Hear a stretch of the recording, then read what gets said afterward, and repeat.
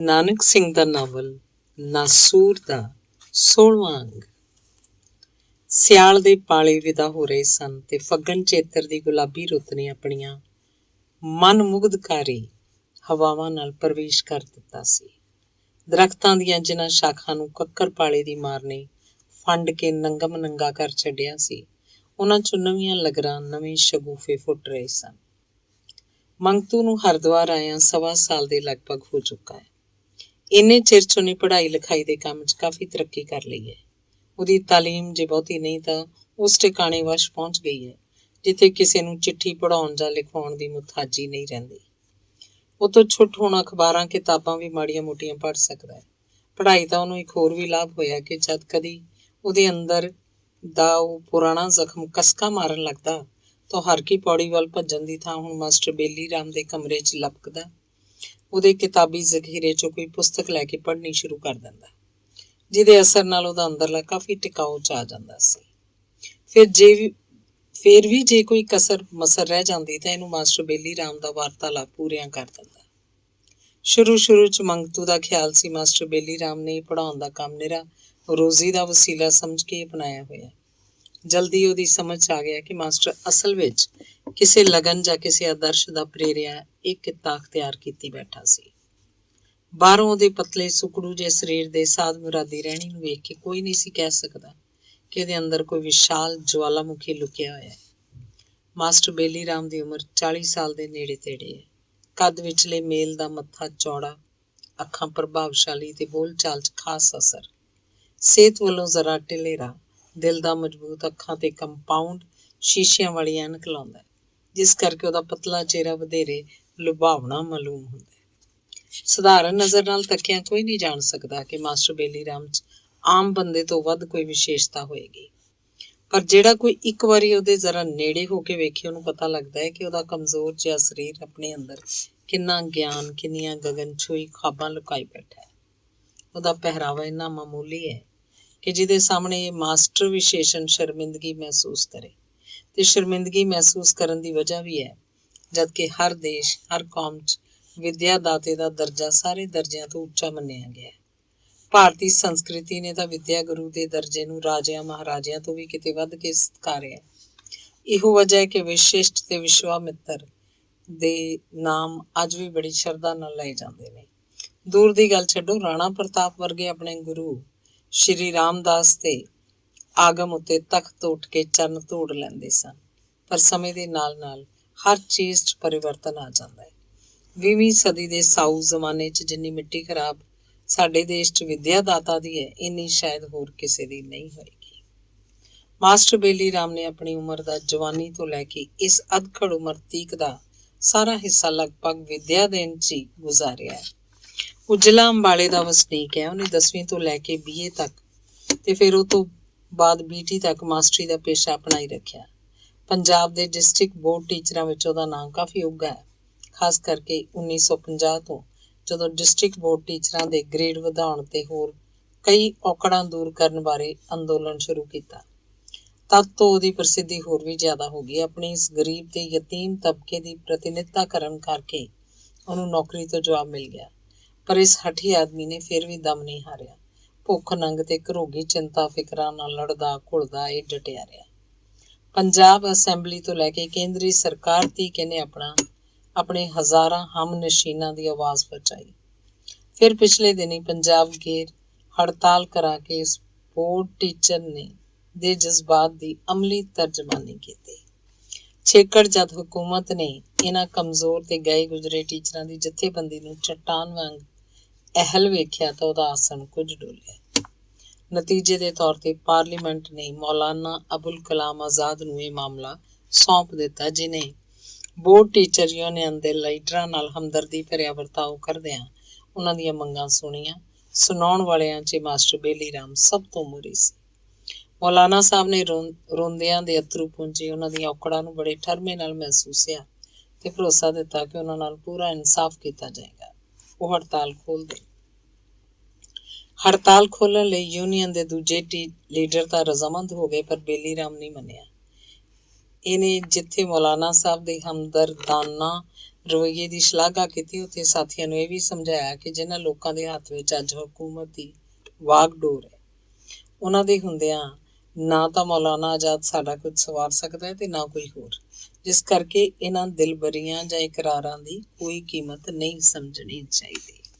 ਇਸ ਹਕੂਮਤ ਪਾਸੋਂ ਤਾਂ ਹੀ ਕੁਝ ਵਸੂਲ ਹੋ ਸਕਦਾ ਜੇ ਹੜਤਾਲ ਤਦ ਤੱਕ ਨਾ ਖੋਲ੍ਹੀ ਜਾਏ ਜਦ ਤੱਕ ਉਹਨਾਂ ਦੀਆਂ ਮੰਗਾਂ ਤੇ ਪ੍ਰਵਾਨਗੀ ਦੀ ਮੋਹਰ ਨਾ ਲੱਗ ਜਾਏ। ਪਰ ਯੂਨੀਅਨ ਦੀ ਖੋਪਰੀ 'ਚ ਮਾਸਟਰ ਦੀ ਨਸੀਹਤ ਨਹੀਂ ਸੀ ਦਾਖਲ ਹੋ ਸਕੀ। ਹੜਤਾਲ ਖੁੱਲ੍ਹ ਗਈ। ਐਜੀਟੇਸ਼ਨ ਦੇ ਸਮੇਂ ਜਿਨ੍ਹਾਂ ਟੀਚਰਾਂ ਨੂੰ ਮੁਅੱਤਲ ਜਾਂ ਡਿਸਮਿਸ ਕੀਤਾ ਗਿਆ ਸੀ, ਉਹਨਾਂ ਦੀਆਂ ਨੌਕਰੀਆਂ ਬਹਾਲ ਹੋ ਗਈਆਂ। ਜਿਹੜੇ ਜੇਲ੍ਹਾਂ 'ਚ ਡੱਕੇ ਗਏ ਸੀ ਉਹ ਵੀ ਛੱਡਤੇ ਗਏ। ਪਰ ਇਸ ਧੁਨ ਦਾ ਪੱਕਾ ਮਾਸਟਰ ਆਪਣੇ ਸਿਰੜ ਤੋਂ ਨਹੀਂ ਟਲਿਆ। ਜੇ ਚਾਹੁੰਦਾ ਤਾਂ ਇਹਦੀ ਨੌਕਰੀ ਵੀ ਬਹਾਲ ਹੋ ਜਾਂਦੀ। ਇਹਨੇ ਸਾਫ਼ ਕਹਿ ਤਾ, ਮੇਰੇ ਸਾਥੀਆਂ ਨੇ ਜੋ ਥੁੱਕ ਕੇ ਚੱਟ ਲਿਆ ਤਾਂ ਮੈਂ ਵੀ ਕੀ ਚੱਟਾਂ। ਮੈਂ ਤਾਂ ਹੀ ਇਸ ਹਕੂਮਤ ਦੀ ਨੌਕਰੀ ਕਰਾਂਗਾ ਜਦੋਂ ਮੇਰੇ ਮੁਤਾਲਬੇ ਪੂਰੇ ਹੋ ਜਾਣਗੇ। ਨਹੀਂ ਤਾਂ ਜਿੱਥੇ ਦੇਸ਼ ਦੇ ਹੋਰ ਕਰੋੜਾਂ ਬੰਦੇ ਭੁੱਖ ਨਾਲ ਘੋਲ ਕਰ ਰਹੇ ਨੇ, ਮੈਂ ਵੀ ਕਰਦਾ ਮੁੱਕ ਜਾਵਾਂਗਾ। ਬੇਲੀ ਰਾਮ ਨੇ ਤੇ ਹਮ ਪੇਸ਼ਾ ਲੋਕਾਂ ਚੋਂ ਕਿਸੇ ਨੇ ਉਹਨੂੰ ਸਨਕੀ, ਕਿਸੇ ਨੇ ਪਾਗਲ, ਕਿਸੇ ਨੇ ਗੁੰਮਰਾਹ ਕਹਿ ਕੇ ਤਿਰਸਕਾਰਨਾ ਸ਼ੁਰੂ ਕੀਤਾ। ਪਰ ਜਿਹੜੀ ਸਭ ਤੋਂ ਭਿਆਨਕ ਚੀਜ਼ ਦਾ ਉਹਨੂੰ ਟਾਕਰਾ ਕਰਨਾ ਪਿਆ, ਇਹ ਸੀ ਉਹਦੀ ਪਤਨੀ ਦਾ ਰਵੱਈਆ। ਉਹ ਜਿਹੜੀ ਨੌਕਰੀ ਦੇ ਹੁੰਦਿਆਂ ਵੀ ਘਰ ਦਾ ਲੂਣ ਤੇਲ ਟੋਰਨ ਲਈ 7 ਸਰਫੇ ਰੱਖਦੀ ਸੀ, ਜਿਹਦੇ ਸਿਰ ਤੇ ਮੁੰਡਿਆਂ ਕੁੜੀਆਂ ਦਾ ਵੱਗ ਜਮਦੂਤ ਬਣ ਕੇ ਹਰ ਵੇਲੇ ਮੰਡਲਾਉਂਦਾ ਰਹਿੰਦਾ ਸੀ, ਉਹ ਕੀਕਣ ਠੰਡੇ ਜੇਰੇ ਨਾਲ ਇਸ ਮਾਰੂ ਸਦਮੇ ਨੂੰ ਸਹਾਰ ਲੈਂਦੀ। ਮਾਸਟਰ ਬੇਲੀ ਰਾਮ ਵੀ ਅਣਜਾਣ ਨਹੀਂ ਸੀ। ਉਹ ਘਰ ਦੀਆਂ ਜ਼ਿੰਮੇਵਾਰੀਆਂ ਤੋਂ ਲਾਪਰਵਾਹ ਵੀ ਨਹੀਂ ਸੀ, ਪਰ ਹਾਲਾਤ ਨੇ, ਖਾਸ ਕਰਕੇ ਅਸੂਲ ਪ੍ਰਸਤੀ ਦੇ ਸਵਾਲ ਨੇ ਉਹਨੂੰ ਐਸੀ ਥਾਂ ਲਿਆ ਰਿਹਾ ਜਿੱਥੇ ਛੁੱਟ ਐਸਾ ਕਰਨ ਤੋਂ ਉਸ ਲਈ ਹੋਰ ਕੋਈ ਵਾਹ ਨਹੀਂ ਸੀ। ਪਰ ਮਨੁੱਖੀ ਪੇਟ ਨੂੰ ਅੰਨ ਦੀ ਥਾਂ ਰੇਤ ਨਾਲ ਤਾਂ ਨਹੀਂ ਨਾ ਭਰਿਆ ਜਾ ਸਕਦਾ। ਇਸੇ ਮਤਲਬ ਲਈ ਹੀ ਮਾਸਟਰ ਬੇਲੀ ਰਾਮ ਨੂੰ ਪਿੰਡ ਦਾ ਵਾਸ ਛੱਡ ਕੇ ਬਾਲ ਬੱਚੇ ਸਮੇਤ ਪਰਦੇਸੀ ਬਣਨਾ ਪਿਆ। ਉਸ ਪਾਸ ਛੁੱਟ ਮਾਸਟਰੀਗਿਰੀ ਤੋਂ ਹੋਰ ਕੋਈ ਹੁਨਰ ਨਹੀਂ ਸੀ। ਸੋ ਛੇਕੜ ਇਸੇ ਦੀ ਮਦਦ ਲੈਣ ਲਈ ਜਾਂ ਇਸ ਰਾਹੀਂ ਆਪਣੇ ਆਦਰਸ਼ ਵੱਲ ਪਹੁੰਚਣ ਖਾਤਰ ਉਹਨੇ ਹਰਿਦੁਆਰ ਆ ਕੇ ਇੱਕ ਛੋਟੇ ਜਿਹੇ ਮੰਦਰ 'ਚ ਕਲਾਸ ਖੋਲ੍ਹ ਲਈ। ਜਿਹੜਾ ਵਿਦਿਆਰਥੀ ਫੀਸ ਦੇਣ ਦੀ ਸਮਰੱਥਾ ਰੱਖਦਾ ਉਹ ਤੋਂ ਲੈ ਲੈਂਦਾ, ਜਿਹੜਾ ਨਹੀਂ ਦੇ ਸਕਦਾ, ਜਦ ਹੀ ਦੇ ਸਕਦਾ, ਉਹਨੂੰ ਪੜ੍ਹਾਉਣੋਂ ਵੀ ਇਨਕਾਰ ਨਹੀਂ ਕਰਦਾ। ਤੇ ਬੋਰਡ ਟੀਚਰਾਂ ਦਾ ਕੀ ਬਣਿਆ? ਮਾਸਟਰ ਬੇਲੀ ਰਾਮ ਦੀ ਭਵਿੱਖਬਾਣੀ ਅੱਖਰ ਅੱਖਰ ਸੱਚੀ ਸਾਬਤ ਹੋਈ। ਉਹਨਾਂ ਦਾ ਸਵਾਲ ਅੱਜ ਤੀਕ ਖੱਟੇ 'ਚ ਪਿਆ ਹੋਇਆ। ਪਾਰਲੀਮੈਂਟ ਸੈਸ਼ਨ 'ਚ ਜਦੋਂ ਵੀ ਇਸ ਬਾਰੇ ਸਵਾਲ ਉੱਠਦਾ ਤਾਂ ਫਾਈਨੈਂਸ ਮਿਨਿਸਟਰ ਭੋਲੇ ਜਿਹੇ ਮੂੰਹ ਨਾਲ ਕਹਿ ਛੱਡਦਾ, ਸਾਡੇ ਫੰਡ ਵਿੱਚ ਇੰਨੀ ਰਕਮ ਹੈ ਹੀ ਨਹੀਂ ਕਿ ਟੀਚਰਾਂ ਦੀ ਮੰਗ ਪੂਰੀ ਕੀਤੀ ਜਾਵੇ। ਫਾਈਨੈਂਸ ਮਿਨਿਸਟਰ ਦੀ ਦਲੀਲ ਹੈ ਵੀ ਤਾਂ ਕਾਫੀ ਵਜ਼ਨਦਾਰ ਸੀ, ਜਦ ਕਿ ਉਹਦੇ ਫੰਡ 'ਚ 3-3 ਤੇ 5-5 ਹਜ਼ਾਰ ਤਨਖਾਹ ਲੈਣ ਵਾਲੇ ਅਫਸਰਾਂ ਦਾ ਪੇਟ ਭਰਨ ਤੋਂ ਬਾਅਦ ਬੋਰਡ ਟੀਚਰਾਂ ਲਈ ਬਚਦਾ ਹੀ ਕੁਝ ਨਹੀਂ ਸੀ। ਉਹ ਵਿਚਾਰਾ ਕਰੇ ਤਾਂ ਕੀ ਕਰੇ, ਦੇਵੇ ਤਾਂ ਕਿੱਥੋਂ ਦੇਵੇ। ਮਾਸਟਰ ਬੇਲੀ ਰਾਮ ਨਿਰਾ ਪੜ੍ਹਾਈ ਦੇ ਕੰਮ 'ਚ ਹੀ ਮਾਹਰ ਨਹੀਂ, ਉਹ ਇੱਕ ਉੱਚ ਦਰਜੇ ਦਾ ਸਾਹਿਤ ਰਸੀਆ ਵੀ ਹੈ। ਉਹਨੂੰ ਕੋਮਲ ਹੁਨਰ ਦੀ ਵੀ ਚੰਗੀ ਸੂਝ-ਬੂਝ ਹੈ ਤੇ ਉਹ ਇੱਕ ਚੰਗਾ ਸਮਾਲੋਚਕ ਵੀ ਹੈ। ਇਹੋ ਵਜ੍ਹਾ ਹੈ ਕਿ ਉਸ ਪਾਸ ਕਈ ਸਾਹਿਤ ਪ੍ਰੇਮੀ ਅਕਸਰ ਆਇਆ ਜਾਇਆ ਕਰਦੇ ਨੇ, ਜਿਨ੍ਹਾਂ ਨਾਲ ਉਹ ਘੰਟਿਆਂ ਬੱਧੀ ਵਾਰਤਾਲਾਪ ਕਰਦਾ ਰਹਿੰਦਾ ਹੈ। ਮੰਗਤੂ ਨੂੰ ਕਈ ਵਾਰੀ ਇਹੋ ਜਿਹੀਆਂ ਗੋਸ਼ਟੀਆਂ 'ਚ ਬੈਠਣ ਦਾ ਮੌਕਾ ਮਿਲਦਾ ਰਹਿੰਦਾ, ਕਿਉਂਕਿ ਮਾਸਟਰ ਨਾਲ ਹੁਣ ਉਹਦੀ ਕਾਫੀ ਡੂੰਘੇਰੀ ਸਾਂਝ ਹੋ ਗਈ। ਉਹਦਾ ਦਿਮਾਗ ਇੰਨਾ ਵਿਕਾਸ ਕਰ ਚੁੱਕਿਆ ਕਿ ਉਹਨਾਂ ਦੀਆਂ ਉਕਤੀਆਂ ਜੁਗਤੀਆਂ ਨੂੰ ਸਮਝ ਸਕੇ। ਦੁਕਾਨ ਛੱਡਣ ਤੋਂ ਬਾਅਦ ਮੰਗਤੂ ਦੇ ਦਿਲ ਨੂੰ ਇੱਕ ਤਰ੍ਹਾਂ ਦੀ ਤਸੱਲੀ ਜਿਹੀ ਵੀ ਹੋਈ ਕਿ ਉਹਨੇ ਇਹੋ ਜਿਹੀ ਜ਼ਲੀਲ ਤੇ ਪਾਪ ਲਿਬੜੇ ਕੰਮ ਨੂੰ ਛੱਡ ਕੇ ਚੰਗਾ ਹੀ ਕੀਤਾ। ਪੜ੍ਹਾਈ ਨੇ ਤਾਂ ਮਾਸਟਰ ਦੀ ਸੰਗਤ ਨੇ ਉਹਦੇ ਵਿਸ਼ਵਾਸ ਵਿੱਚ ਇਹ ਗੱਲ ਸ਼ਾਮਲ ਕਰ ਦਿੱਤੀ ਕਿ ਕੰਮ ਰੋਜ਼ਗਾਰ ਨਿਰਾ ਪੇਟ ਦਾ ਹੀ ਧੰਦਾ ਨਹੀਂ ਹੁੰਦਾ, ਸਾਡੇ ਇਖਲਾਕ ਨੂੰ ਸਵਾਰਨ ਵਿਗਾੜਨ ਦਾ ਵੀ ਬਹੁਤ ਹੱਦ ਤੱਕ ਜ਼ਿੰਮੇਵਾਰ ਹੈ। ਉਹਦੀ ਸਮਝ 'ਚ ਆ ਗਿਆ ਸੀ ਕਿ ਜਿਹੜਾ ਰੋਜ਼ਗਾਰ ਆਦਮੀ ਦੇ ਇਖਲਾਕ ਨੂੰ ਨੀਵੇਂ ਪਾਸੇ ਲੈ ਜਾਂਦਾ ਹੈ, ਉਹ ਭਾਵੇਂ ਕਿੰਨਾ ਹੀ ਕਾਮਯਾਬ ਕਿਉਂ ਨਾ ਹੋਵੇ ਖਤਰਨਾਕ ਹੈ। ਪਰ ਵਿਹਲਿਆਂ ਬੈਠ ਕੇ ਗੁਜ਼ਾਰਾ ਮੁਸ਼ਕਿਲ ਹੈ। ਜਿਹੜਾ ਥੋੜ੍ਹਾ ਬਹੁਤਾ ਆਸਾਸਾ ਉਸ ਪਾਸ ਹੈ, ਇੱਦਾਂ ਤਾਂ ਉਹ ਵੀ ਖਤਮ ਹੋ ਜਾਏਗਾ। ਇਸੇ ਗੱਲ ਨੂੰ ਲੈ ਕੇ ਇੱਕ ਦਿਨ ਉਹਨੇ ਮਾਸਟਰ ਪਾਸੋਂ ਸਲਾਹ ਪੁੱਛਣ ਦਾ ਇਰਾਦਾ ਕੀਤਾ ਤੇ ਆਪਣੀ ਪਿਛਲੀ ਕਾਰਗੁਜ਼ਾਰੀ ਵੀ ਉਹਨੇ ਸੁਣਾਈ। ਜਿਵੇਂ ਜਿਵੇਂ ਉਹਨੇ ਕੰਮ ਸ਼ੁਰੂ ਕੀਤੇ ਫਿਰ ਛੱਡੇ ਸੀ, ਉਹਦੀਆਂ ਸਾਰੀਆਂ ਗੱਲਾਂ ਦਾ ਨਿਚੋੜ ਇਹ ਸੀ ਕਿ ਉਹ ਬੇਇੱਜ਼ਤ ਹੋਣ ਨਾਲੋਂ ਭੁੱਖਾ ਮਰਨਾ ਚੰਗਾ ਸਮਝਦਾ। ਮਾਸਟਰ ਉਹਦੀਆਂ ਗੱਲਾਂ ਸੁਣੀ ਗਿਆ, ਪਰ ਇੰਝ ਜਿੱਕਣ ਕਿਸੇ ਬੱਚੇ ਨੂੰ ਤੱਕ ਕੇ ਜਿਹੜਾ ਹਵਾ ਨੂੰ ਸੋਟੀਆਂ ਮਾਰ ਰਿਹਾ ਹੋਵੇ। ਉਹ ਹੱਸ ਕੇ ਬੋਲਿਆ, ਨਿਰਾ ਭੋਲਾ ਮਹੇਸ਼ ਏ ਤੂੰ ਤਾਂ ਮੰਗਤ ਰਾਮਾ, ਤੇਰੀਆਂ ਸਾਰੀਆਂ ਗੱਲਾਂ ਉਸੇ ਤਰ੍ਹਾਂ ਨੇ ਜਿਵੇਂ ਸੱਪ ਦੇ ਲੰਘ ਜਾਣ ਤੋਂ ਬਾਅਦ ਕੋਈ ਬੰਦਾ ਉਹਦੀ ਖੁੱਡ ਨੂੰ ਕੁੱਟਣ ਡਹਿ ਪਏ। ਤੂੰ ਜ਼ਰਾ ਆਪਣੇ ਚੁਫੇਰੇ ਨਜ਼ਰ ਮਾਰ ਕੇ ਵੇਖ, ਤੇਰੇ ਖਿਆਲ 'ਚ ਮੇਰੇ ਤੇਰੇ ਕਰਨ ਵਾਲਾ ਕੋਈ ਵੀ ਕੰਮ ਐਸਾ ਹੈ ਜਿਹੜਾ ਬੇਇੱਜ਼ਤੀ ਤੋਂ ਖਾਲੀ ਹੋਵੇ? ਸੱਚ ਪੁੱਛੇ ਤਾਂ ਕੰਮ ਸਾਰੇ ਇੱਜ਼ਤ ਵਾਲੇ ਨੇ। ਮਿਹਨਤ ਮਜ਼ਦੂਰੀ ਨੂੰ ਮਿਹਣਾ ਨਹੀਂ, ਚੋਰੀ ਯਾਰੀ ਨੂੰ ਮਿਹਣਾ ਹੈ ਬੀਬਾ। ਤੇ ਇਹ ਜਿਹੜਾ ਤੂੰ ਇੱਜ਼ਤ ਤੇ ਬੇਇੱਜ਼ਤੀ ਕੂਕਣ ਡਿਆ ਹੋਇਆ, ਇਹ ਤੇ ਸਭਨੀ ਥਾਈਂ ਰੱਬ ਇੱਕੋ ਹੀ ਹੈ। ਮੰਗਤੂ ਗੁੱਸੇ 'ਚ ਬੋਲਿਆ, ਤਾਂ ਮਾਸਟਰ ਜੀ ਤੁਹਾਡੀ ਕੀ ਸਲਾਹ ਹੈ? ਮਿਹਨਤੀ ਆਦਮੀ ਹਰ ਕਿਸੇ ਦੀਆਂ ਜੁੱਤੀਆਂ ਖਾਈ ਜਾਵੇ? ਮੈਂ ਤੇ ਤੁਹਾਨੂੰ ਸੱਚੀ ਗੱਲ ਦੱਸਾਂ, ਕੋਈ ਭਾਵੇਂ ਰਾਣੀ ਖਾਨ ਦਾ ਸਾਲਾ ਕਿਉਂ ਨਾ ਹੋਵੇ, ਮੈਂ ਕਿਸੇ ਤੋਂ ਇਹ ਨਹੀਂ ਚਖਵਾਉਣੀ। ਤਾਂ ਫਿਰ ਐਂ ਕਰ, ਮਾਸਟਰ ਨੇ ਟਿਚਕਰ ਕੀਤੀ, 1 ਤੋਲਾ ਸੰਖੀਆ ਗਰਮ ਪਾਣੀ ਨਾਲ ਖਾ ਕੇ ਧੁੱਪੇ ਲੰਮਾ ਪੈ ਰਹੋ, ਸਭ ਕੰਮ ਠੀਕ ਹੋ ਜਾਣਗੇ। ਸੰਖੀਆ? ਮੰਗਤੂ ਹੋਰ ਤਪਿਆ, ਜੇ ਸੰਖੀਆ ਹੀ ਖਾਣ ਦੀ ਲੋੜ ਪਈ ਤਾਂ ਇਕੱਲਾ ਨਹੀਂ ਖਾਵਾਂਗਾ ਮਾਸਟਰ ਜੀ, 10-15 ਹੋਰਨਾਂ ਨੂੰ ਵੀ ਖਵਾਵਾਂਗਾ। 10-15 ਕਿਹਨਾਂ ਨੂੰ? ਮਾਸਟਰ ਨੇ ਸਵਾਲ ਕੀਤਾ। ਜਿਹੜੇ ਆਪਣੀ ਅਮੀਰੀ ਦੇ ਨਸ਼ੇ 'ਚ ਬੰਦੇ ਨੂੰ ਬੰਦਾ ਹੀ ਨਹੀਂ ਸਮਝਦੇ। ਭਲਾ ਮੰਨ ਲਿਆ ਤੂੰ 10-15 ਨੂੰ ਛੱਡ ਕੇ 100-200 ਜਾਂ 1000-2000 ਨੂੰ ਮਾਰ ਦੇਂਗਾ, ਫੇਰ ਕੀ ਹੋਏਗਾ? ਫਿਰ ਤੇਰੇ ਖਿਆਲ 'ਚ ਇਹੋ ਜਿਹੇ ਹੈਂਕੜਬਾਜ਼ਾਂ ਦਾ ਬੀਜ ਨਾਸ ਹੋ ਜਾਏਗਾ? ਬੀਜ ਨਾਸ ਨਹੀਂ ਹੋ ਜਾਏਗਾ, ਪਰ ਇਹ ਤੋਂ ਅੱਗੇ ਮੰਗਤੂ ਨੂੰ ਕੋਈ ਜਵਾਬ ਨਾ ਔੜਿਆ। ਅੱਛਾ ਫਰਜ਼ ਕਰ ਲੈ, ਮਾਸਟਰ ਨੇ ਦੂਜਾ ਪਹਿਲੂ ਲੈਂਦਿਆਂ ਕਿਹਾ, ਤੈਨੂੰ ਕੋਈ ਬੜਾ ਸ਼ਾਨਦਾਰ ਤੇ ਇੱਜ਼ਤ ਵਾਲਾ ਕੰਮ ਲੱਭ ਜਾਂਦਾ, ਜਿਸ ਕਰਕੇ ਹਰ ਕੋਈ ਤੇਰੀ ਇੱਜ਼ਤ ਕਰਨ ਲੱਗ ਪੈਂਦਾ। ਤੈਨੂੰ ਹਜ਼ਾਰਾਂ ਰੁਪਏ ਮਹੀਨੇ ਦੀ ਆਮਦਨ ਹੋ ਜਾਂਦੀ ਹੈ, ਤੇਰੇ ਕੋਲ ਲੱਖਾਂ ਰੁਪਏ ਜੁੜ ਜਾਂਦੇ ਨੇ, ਤੇਰੇ ਕੋਲ ਮੋਟਰਾਂ, ਤੈਨੂੰ ਮਕਾਨ, ਨੌਕਰ ਚਾਕਰ ਸਭ ਕੁਝ ਪ੍ਰਾਪਤ ਹੋ ਜਾਂਦਾ। ਮੈਂ ਪੁੱਛਣਾ ਫੇਰ ਕੀ ਹੋਏਗਾ? ਫੇਰ? ਮੰਗਤੂ ਨੂੰ ਜਿਵੇਂ ਸੱਚਮੁੱਚ ਮੋਟਰਾਂ ਤੇ ਨੌਕਰ ਮਿਲ ਗਏ ਹੋਣ। ਫਿਰ ਮੈਂ ਆਰਾਮ ਦੀ ਜ਼ਿੰਦਗੀ ਭੋਗਾਂਗਾ। ਜ਼ਰੂਰ ਭੋਗੇਗਾ, ਪਰ ਮੇਰੇ ਪੁੱਛਣ ਵਾਲਾ ਸਵਾਲ ਇਹ ਹੈ ਕਿ ਉਸ ਹਾਲਤ 'ਚ ਤੂੰ ਇੱਕ ਇਮਾਰਤੀ ਮਜ਼ਦੂਰ ਤੇ ਰਿਕਸ਼ਾ ਕੁਲੀ ਨਾਲ ਕੀ ਸਲੂਕ ਕਰੇਗਾ? ਮੈਂ ਉਹਨਾਂ ਨਾਲ ਸਾਊਆਂ ਵਾਲਾ ਸਲੂਕ ਕਰਾਂਗਾ। ਬਿਲਕੁਲ ਗਲਤ ਹੈ ਦੋਸਤ, ਤੂੰ ਉਹਨਾਂ ਨਾਲ ਉਹੀ ਸਲੂਕ ਕਰੇਗਾ ਜੋ ਅੱਜ ਤੇਰੇ ਨਾਲ ਅਮੀਰ ਲੋਕ ਕਰ ਰਹੇ ਨੇ। ਇਹ ਕਿਵੇਂ ਹੋ ਸਕਦਾ ਮਾਸਟਰ ਜੀ? ਇਸ ਤਰ੍ਹਾਂ ਹੋ ਸਕਦਾ ਹੈ ਕਿ ਜ਼ਹਿਰ ਤਾਂ ਆਖਰ ਜ਼ਹਿਰ ਹੈ, ਉਹਨੂੰ ਕੋਈ ਵੀ ਖਾ ਲਏ, ਰੁੱਖੀ ਤੇ ਭਾਵੇਂ ਖੰਡ 'ਚ ਲਪੇਟ ਕੇ ਜ਼ਰੂਰ ਮਰੇਗਾ। ਤਵੇ ਨਾਲ ਜਿਹੜਾ ਵੀ ਮੂੰਹ ਘਸਾਏਗਾ ਉਹਦਾ ਮੂੰਹ ਜ਼ਰੂਰ ਕਾਲਾ ਹੋਏਗਾ, ਭਾਵੇਂ ਕਿੰਨਾ ਹੀ ਸੰਭਲ ਕੇ ਘਸਾਵੇ। ਮੈਂ ਨਹੀਂ ਸਮਝਿਆ ਤੁਹਾਡਾ ਮਤਲਬ ਸਾਫ਼ ਹੈ, ਇਹ ਪੇਸ਼ਾ, ਇਹ ਦੌਲਤ ਪਾਣੀ ਵਰਗੀ ਚੀਜ਼ ਹੈ। ਪਾਣੀ ਜਿਹੜਾ ਹਰ ਮਨੁੱਖ ਲਈ ਇੱਕੋ ਜਿੰਨਾ ਜ਼ਰੂਰੀ ਹੈ। ਕੋਈ ਆਦਮੀ ਜੇ ਇਹਨੂੰ ਸਭਨਾਂ ਪੈਲੀਆਂ 'ਚ ਝੱਟ ਕਲੁੰਝ ਕੇ ਆਪਣੇ ਖੇਤ 'ਚ ਇਕੱਠਾ ਕਰ ਦੇ ਤਾਂ ਨਤੀਜਾ ਕੀ ਹੋਏਗਾ? ਜਿਸ ਥਾਂ ਤੋਂ ਪਾਣੀ ਕਲੁੰਝਿਆ ਜਾਏਗਾ ਉੱਥੇ ਸੋਕੜਾ ਵਰਤ ਜਾਏਗਾ, ਤੇ ਜਿੱਥੇ ਵਾਧੂ ਇਕੱਠਾ ਹੋਇਆ ਉੱਥੇ ਪਾਣੀ ਗੰਦਾ ਹੋ ਕੇ ਸੜਿਆਂਦ ਉੱਠ ਖੁੱਲੇਗੀ। ਗੋਇਆ ਇੱਕ ਪਾਸੇ ਸੋਕਾ, ਦੂਜੇ ਪਾਸੇ ਸੜਿਆਂਦ। ਸੋ ਇਸ ਤਰ੍ਹਾਂ ਕੁਦਰਤ ਨੇ ਪਾਣੀ ਸਭਨਾਂ ਲਈ ਇੱਕੋ ਜਿਹਾ ਜ਼ਰੂਰੀ ਬਣਾਇਆ। ਇਸੇ ਤਰ੍ਹਾਂ ਬਾਕੀ ਚੀਜ਼ਾਂ, ਅਨਾਜ, ਕੱਪੜਾ, ਜ਼ਮੀਨ, ਛੱਤ, ਸਭਨਾਂ ਉੱਤੇ ਸਾਰੇ ਇਨਸਾਨਾਂ ਦਾ ਇੱਕੋ ਜਿਹਾ ਅਧਿਕਾਰ ਹੈ। ਤੇ ਜਿਹੜਾ ਕੋਈ ਇਹਨਾਂ ਚੀਜ਼ਾਂ ਦੀ ਬਹੁਤਾਤ ਤੇ ਕਬਜ਼ਾ ਕਰੀ ਬੈਠਾ, ਉਹ ਅਸਲ ਅਰਥਾਂ 'ਚ ਡਾਕੂ ਹੈ, ਚੋਰ ਹੈ, ਜਿਸ ਪਾਸੋਂ ਕਦੀ ਵੀ ਚੰਗਿਆਈ ਦੀ ਉਮੀਦ ਨਹੀਂ ਹੋ ਸਕਦੀ। ਮਾਸਟਰ ਦੀ ਇਹ ਅਨੋਖੀ ਦਲੀਲ ਸੁਣ ਕੇ ਮੰਗਤੂ ਡਕਿਆਂ ਡੋਲਿਆਂ 'ਚ ਪੈ ਕੇ ਬੋਲਿਆ, ਪਰ ਮਾਸਟਰ ਜੀ ਇਹ ਤੇ ਆਪੋ ਆਪਣੀ ਪ੍ਰਾਲਬੱਧ ਦੀ ਗੱਲ ਹੈ। ਮਾਸਟਰ ਤੈਸ਼ 'ਚ ਆ ਗਿਆ। ਪ੍ਰਾਲਬੱਧ ਜਾਂ ਕਿਸਮਤ ਦੀ ਫਿਲਾਸਫੀ ਤਾਂ ਅਸਲ 'ਚ ਸਾਰੇ ਪੁਆੜਿਆਂ ਦੀ ਜੜ੍ਹ ਹੈ, ਤੇ ਮੇਰਾ ਇਸ ਉੱਤੇ ਬਿਲਕੁਲ ਵਿਸ਼ਵਾਸ ਨਹੀਂ। ਜੇ ਸੱਚਮੁੱਚ ਸਾਰਾ ਕੁਝ ਕਿਸਮਤ ਦੇ ਹੱਥ ਹੈ, ਤੇ ਲੋਕੀ ਕਿਉਂ ਨਹੀਂ ਕੰਮਕਾਰ ਛੱਡ ਕੇ ਜੰਗਲਾਂ ਪਹਾੜਾਂ 'ਚ ਜਾ ਬਹਿੰਦੇ? ਆਪੇ ਕਿਸਮਤ ਉਹਨਾਂ ਨੂੰ ਰੋਟੀਆਂ ਪਕਾ ਕੇ, ਕੱਪੜੇ ਬੁਣ ਕੇ ਭੇਜ ਦਿਆ ਕਰੇਗੀ। ਪਰ ਮਾਸਟਰ ਜੀ, ਪੁਰਸ਼ਾਰਥ ਕਰਨਾ ਵੀ ਤਾਂ ਆਦਮੀ ਦਾ ਫਰਜ਼ ਹੈ ਨਾ।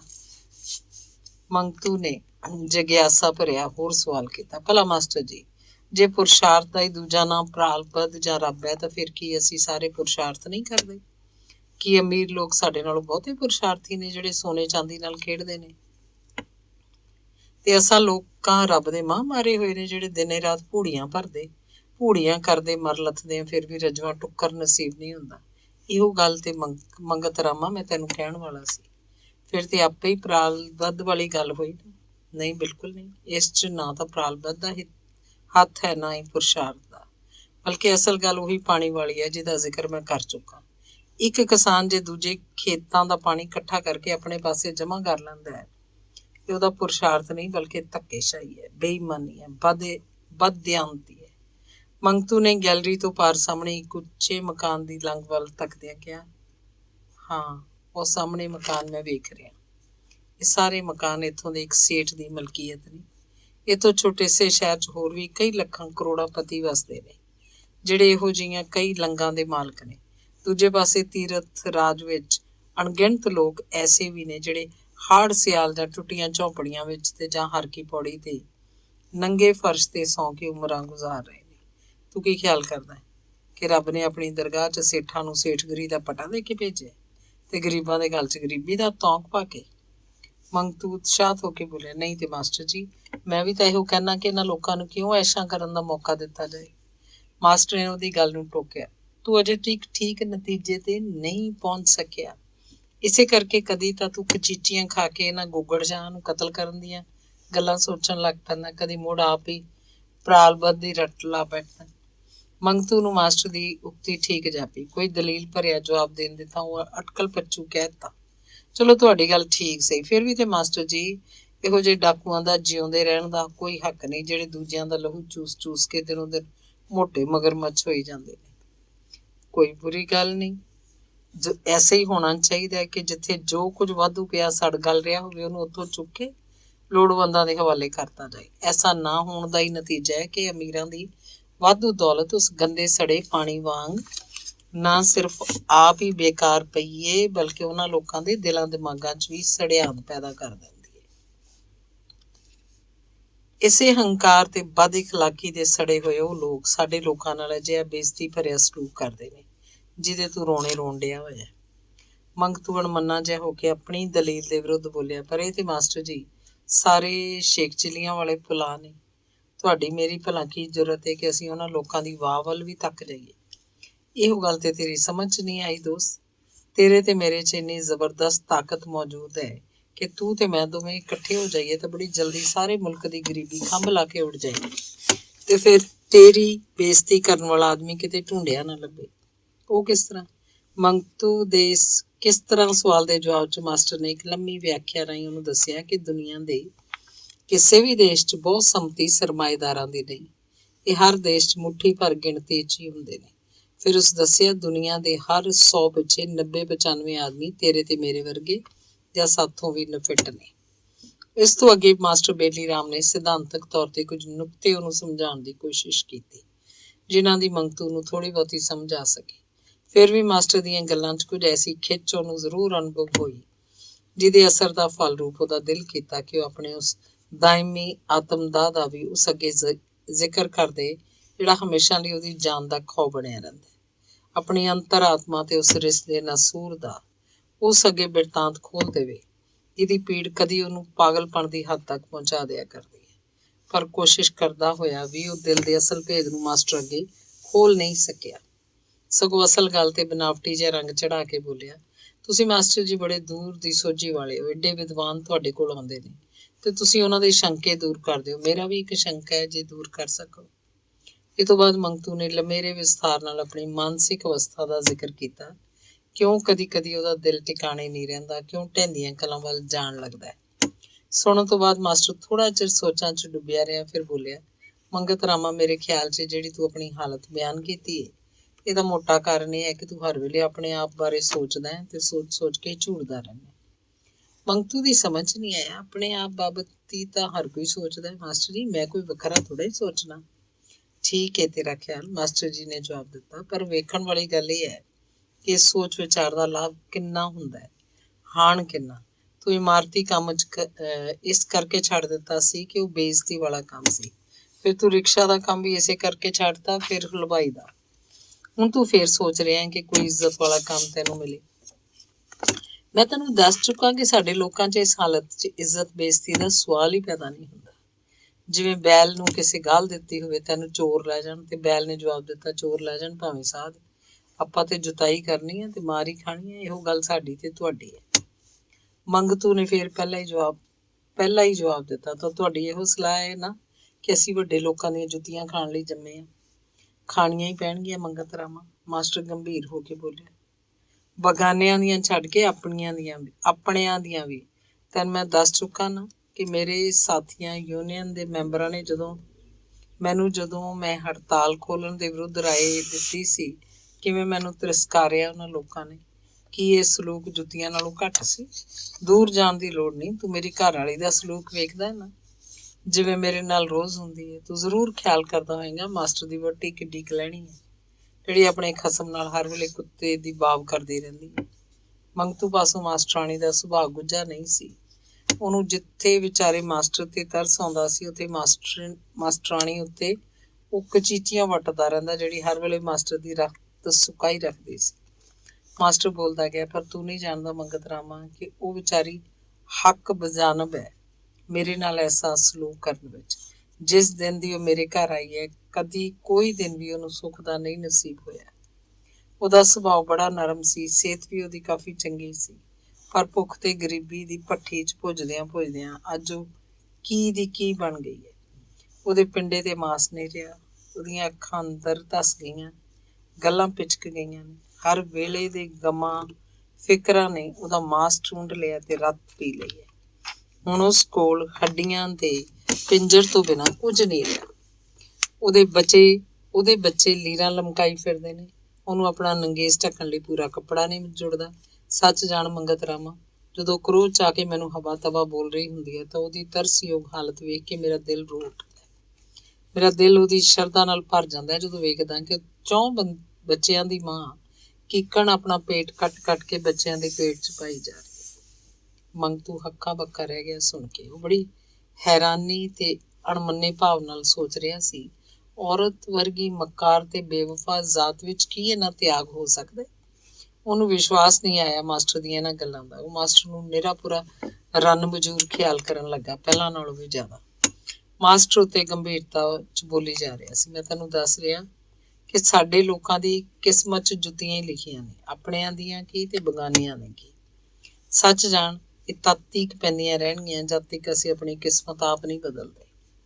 ਤਾਂ ਦੇ ਮਾਸਟਰ ਜੀ, ਮੰਗਤੂ ਫਿੱਕਾ ਜਿਹਾ ਹੱਸਿਆ, ਅਸੀਂ ਦੋਵੇਂ ਇੱਕੋ ਜਿਹੇ ਹਾਂ। ਮੈਂ ਤੇ ਸਗੋਂ ਆਇਆ ਸੀ ਤੁਹਾਡੇ ਕੋਲੋਂ ਆਪਣੇ ਗਮਾਂ ਫਿਕਰਾਂ ਦਾ ਕੋਈ ਇਲਾਜ ਪੁੱਛਾਂਗਾ। ਇੱਥੇ ਤੇ ਉਹੀ ਗੱਲ ਕਿ ਭੁੱਖੇ ਜੱਫੀ ਪਾਈ, ਦੋਵਾਂ ਨੂੰ ਬੇਹੋਸ਼ੀ ਆਈ।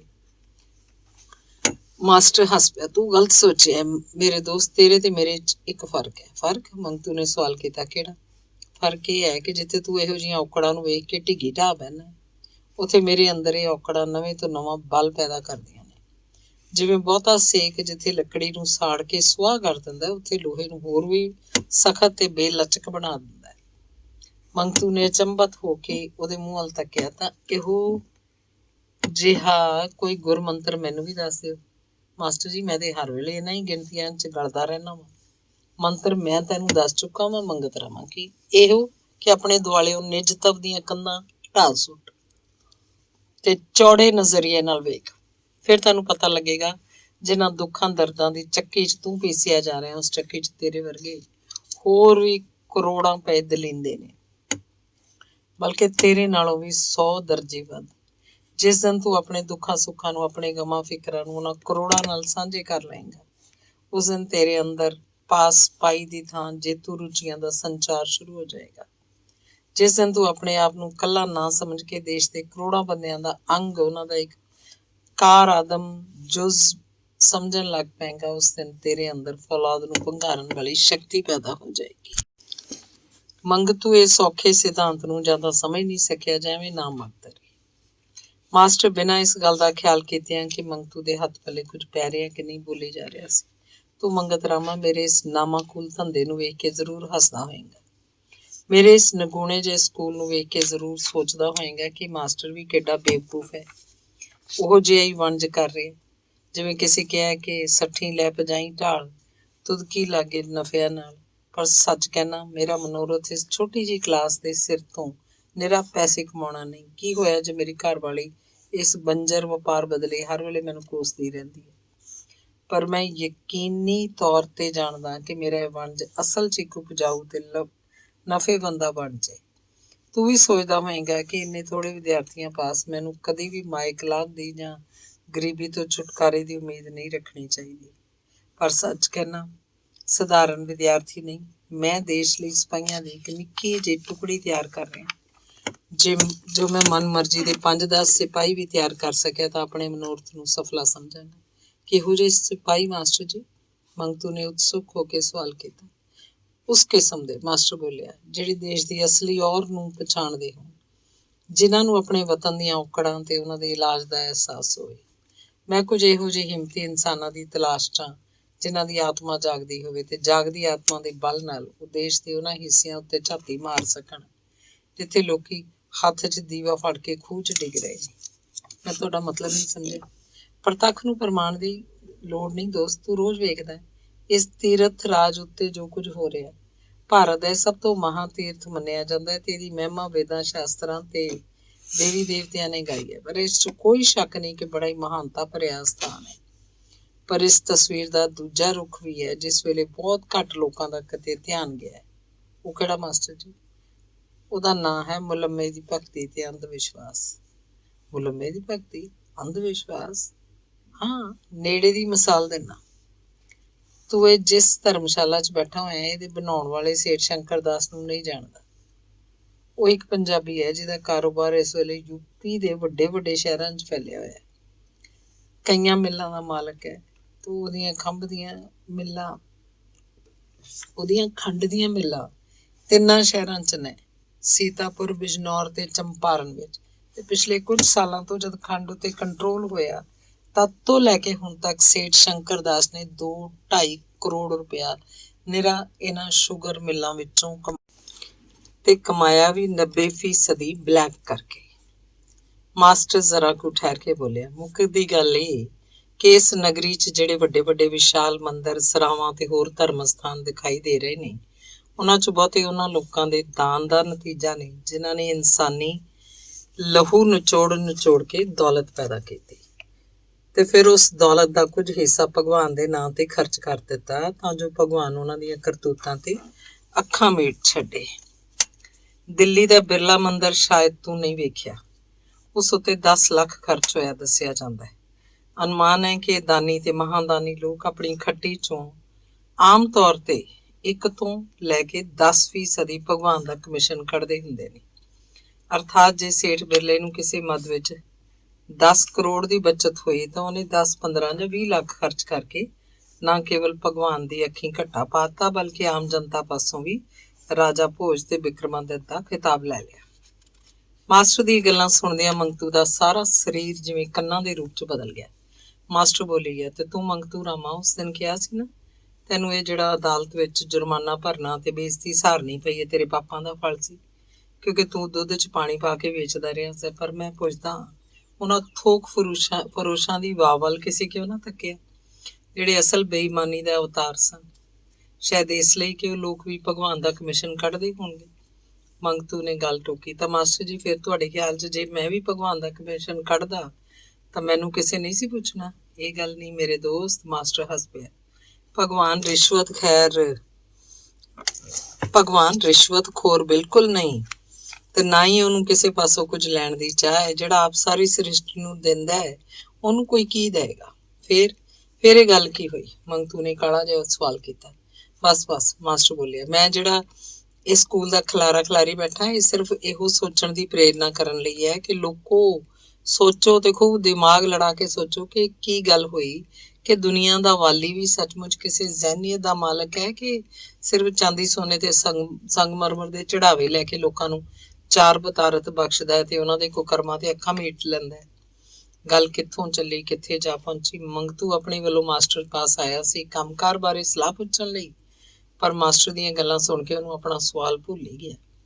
ਜਿਉਂ ਮਾਸਟਰ ਬੋਲੀ ਗਿਆ ਉਹਦੀਆਂ ਅੱਖਾਂ ਖੁੱਲਦੀਆਂ ਗਈਆਂ। ਉਹਨੂੰ ਮਹਿਸੂਸ ਹੁੰਦਾ ਹੈ ਜਿਵੇਂ ਇਹ ਗੱਲ ਉਹਨੂੰ ਮਾਸਟਰ ਨਹੀਂ ਸੁਣਾ ਰਿਹਾ ਬਲਕਿ ਉਹਦੇ ਅੰਦਰੋਂ ਕੋਈ ਬੋਲ ਰਿਹਾ ਹੈ। ਅੱਜ ਤੀਕ ਉਸ ਨਾਲ ਜੋ ਵਰਤਾਓ ਕੀਤੇ ਗਏ, ਜਿਵੇਂ ਉਹਦੇ ਜਜ਼ਬਿਆਂ ਨੂੰ ਕੁਚਲਿਆ ਜਾਂਦਾ ਰਿਹਾ, ਉਹਨੂੰ ਲੱਗਦਾ ਜਿਵੇਂ ਮਾਸਟਰ ਹੋਰ ਕੁਝ ਨਹੀਂ ਨਵਾਂ ਨਹੀਂ ਦੱਸ ਰਿਹਾ ਬਲਕਿ ਉਹਨਾਂ ਹੀ ਵਰਤਾਵਾਂ ਤੇ ਜਜ਼ਬਿਆਂ ਦੀ ਤਰਜਮਾਨੀ ਕਰ ਰਿਹਾ। ਸ਼ਾਮ ਦੇ ਬੈਠੇ ਜਿਉਂ ਗੱਲਾਂ ਦੀ ਗਹਿਰਾਈ 'ਚ ਉਤਰੇ, ਡੂੰਘੇ ਸੁੱਤੇ ਪਏ ਇਹਨਾਂ ਨੂੰ ਉੱਠਣ ਦਾ ਖਿਆਲ ਆਇਆ ਤੇ ਉੱਠਣ ਤੋਂ ਪਹਿਲਾਂ ਮਾਸਟਰ ਨੂੰ ਮੰਗਤੂ ਦੇ ਕੀਤੇ ਹੋਏ ਉਸ ਪਹਿਲੇ ਸਵਾਲ ਦਾ ਚੇਤਾ ਆ ਗਿਆ। ਉੱਠਦਾ ਫਿਰ ਬੈਠ ਗਿਆ। ਕਹਿਣ ਲੱਗਾ, ਹਾਂ ਤੂੰ ਕੰਮਕਾਰ ਬਾਰੇ ਸਲਾਹ ਪੁੱਛੀ ਸੀ ਨਾ? ਮੇਰੀ ਸਲਾਹ ਤਾਂ ਇਹ ਹੈ ਕਿ ਜਦ ਆਦਮੀ ਨੇ ਮਿਹਨਤ ਹੀ ਕਰਨੀ ਹੈ ਤਾਂ ਫਿਰ ਬਹੁਤਾ ਇੱਜ਼ਤ ਬੇਇੱਜ਼ਤੀ ਦੀ ਸਨਕ 'ਚ ਉਹਨੂੰ ਨਹੀਂ ਫਸਣਾ ਚਾਹੀਦਾ।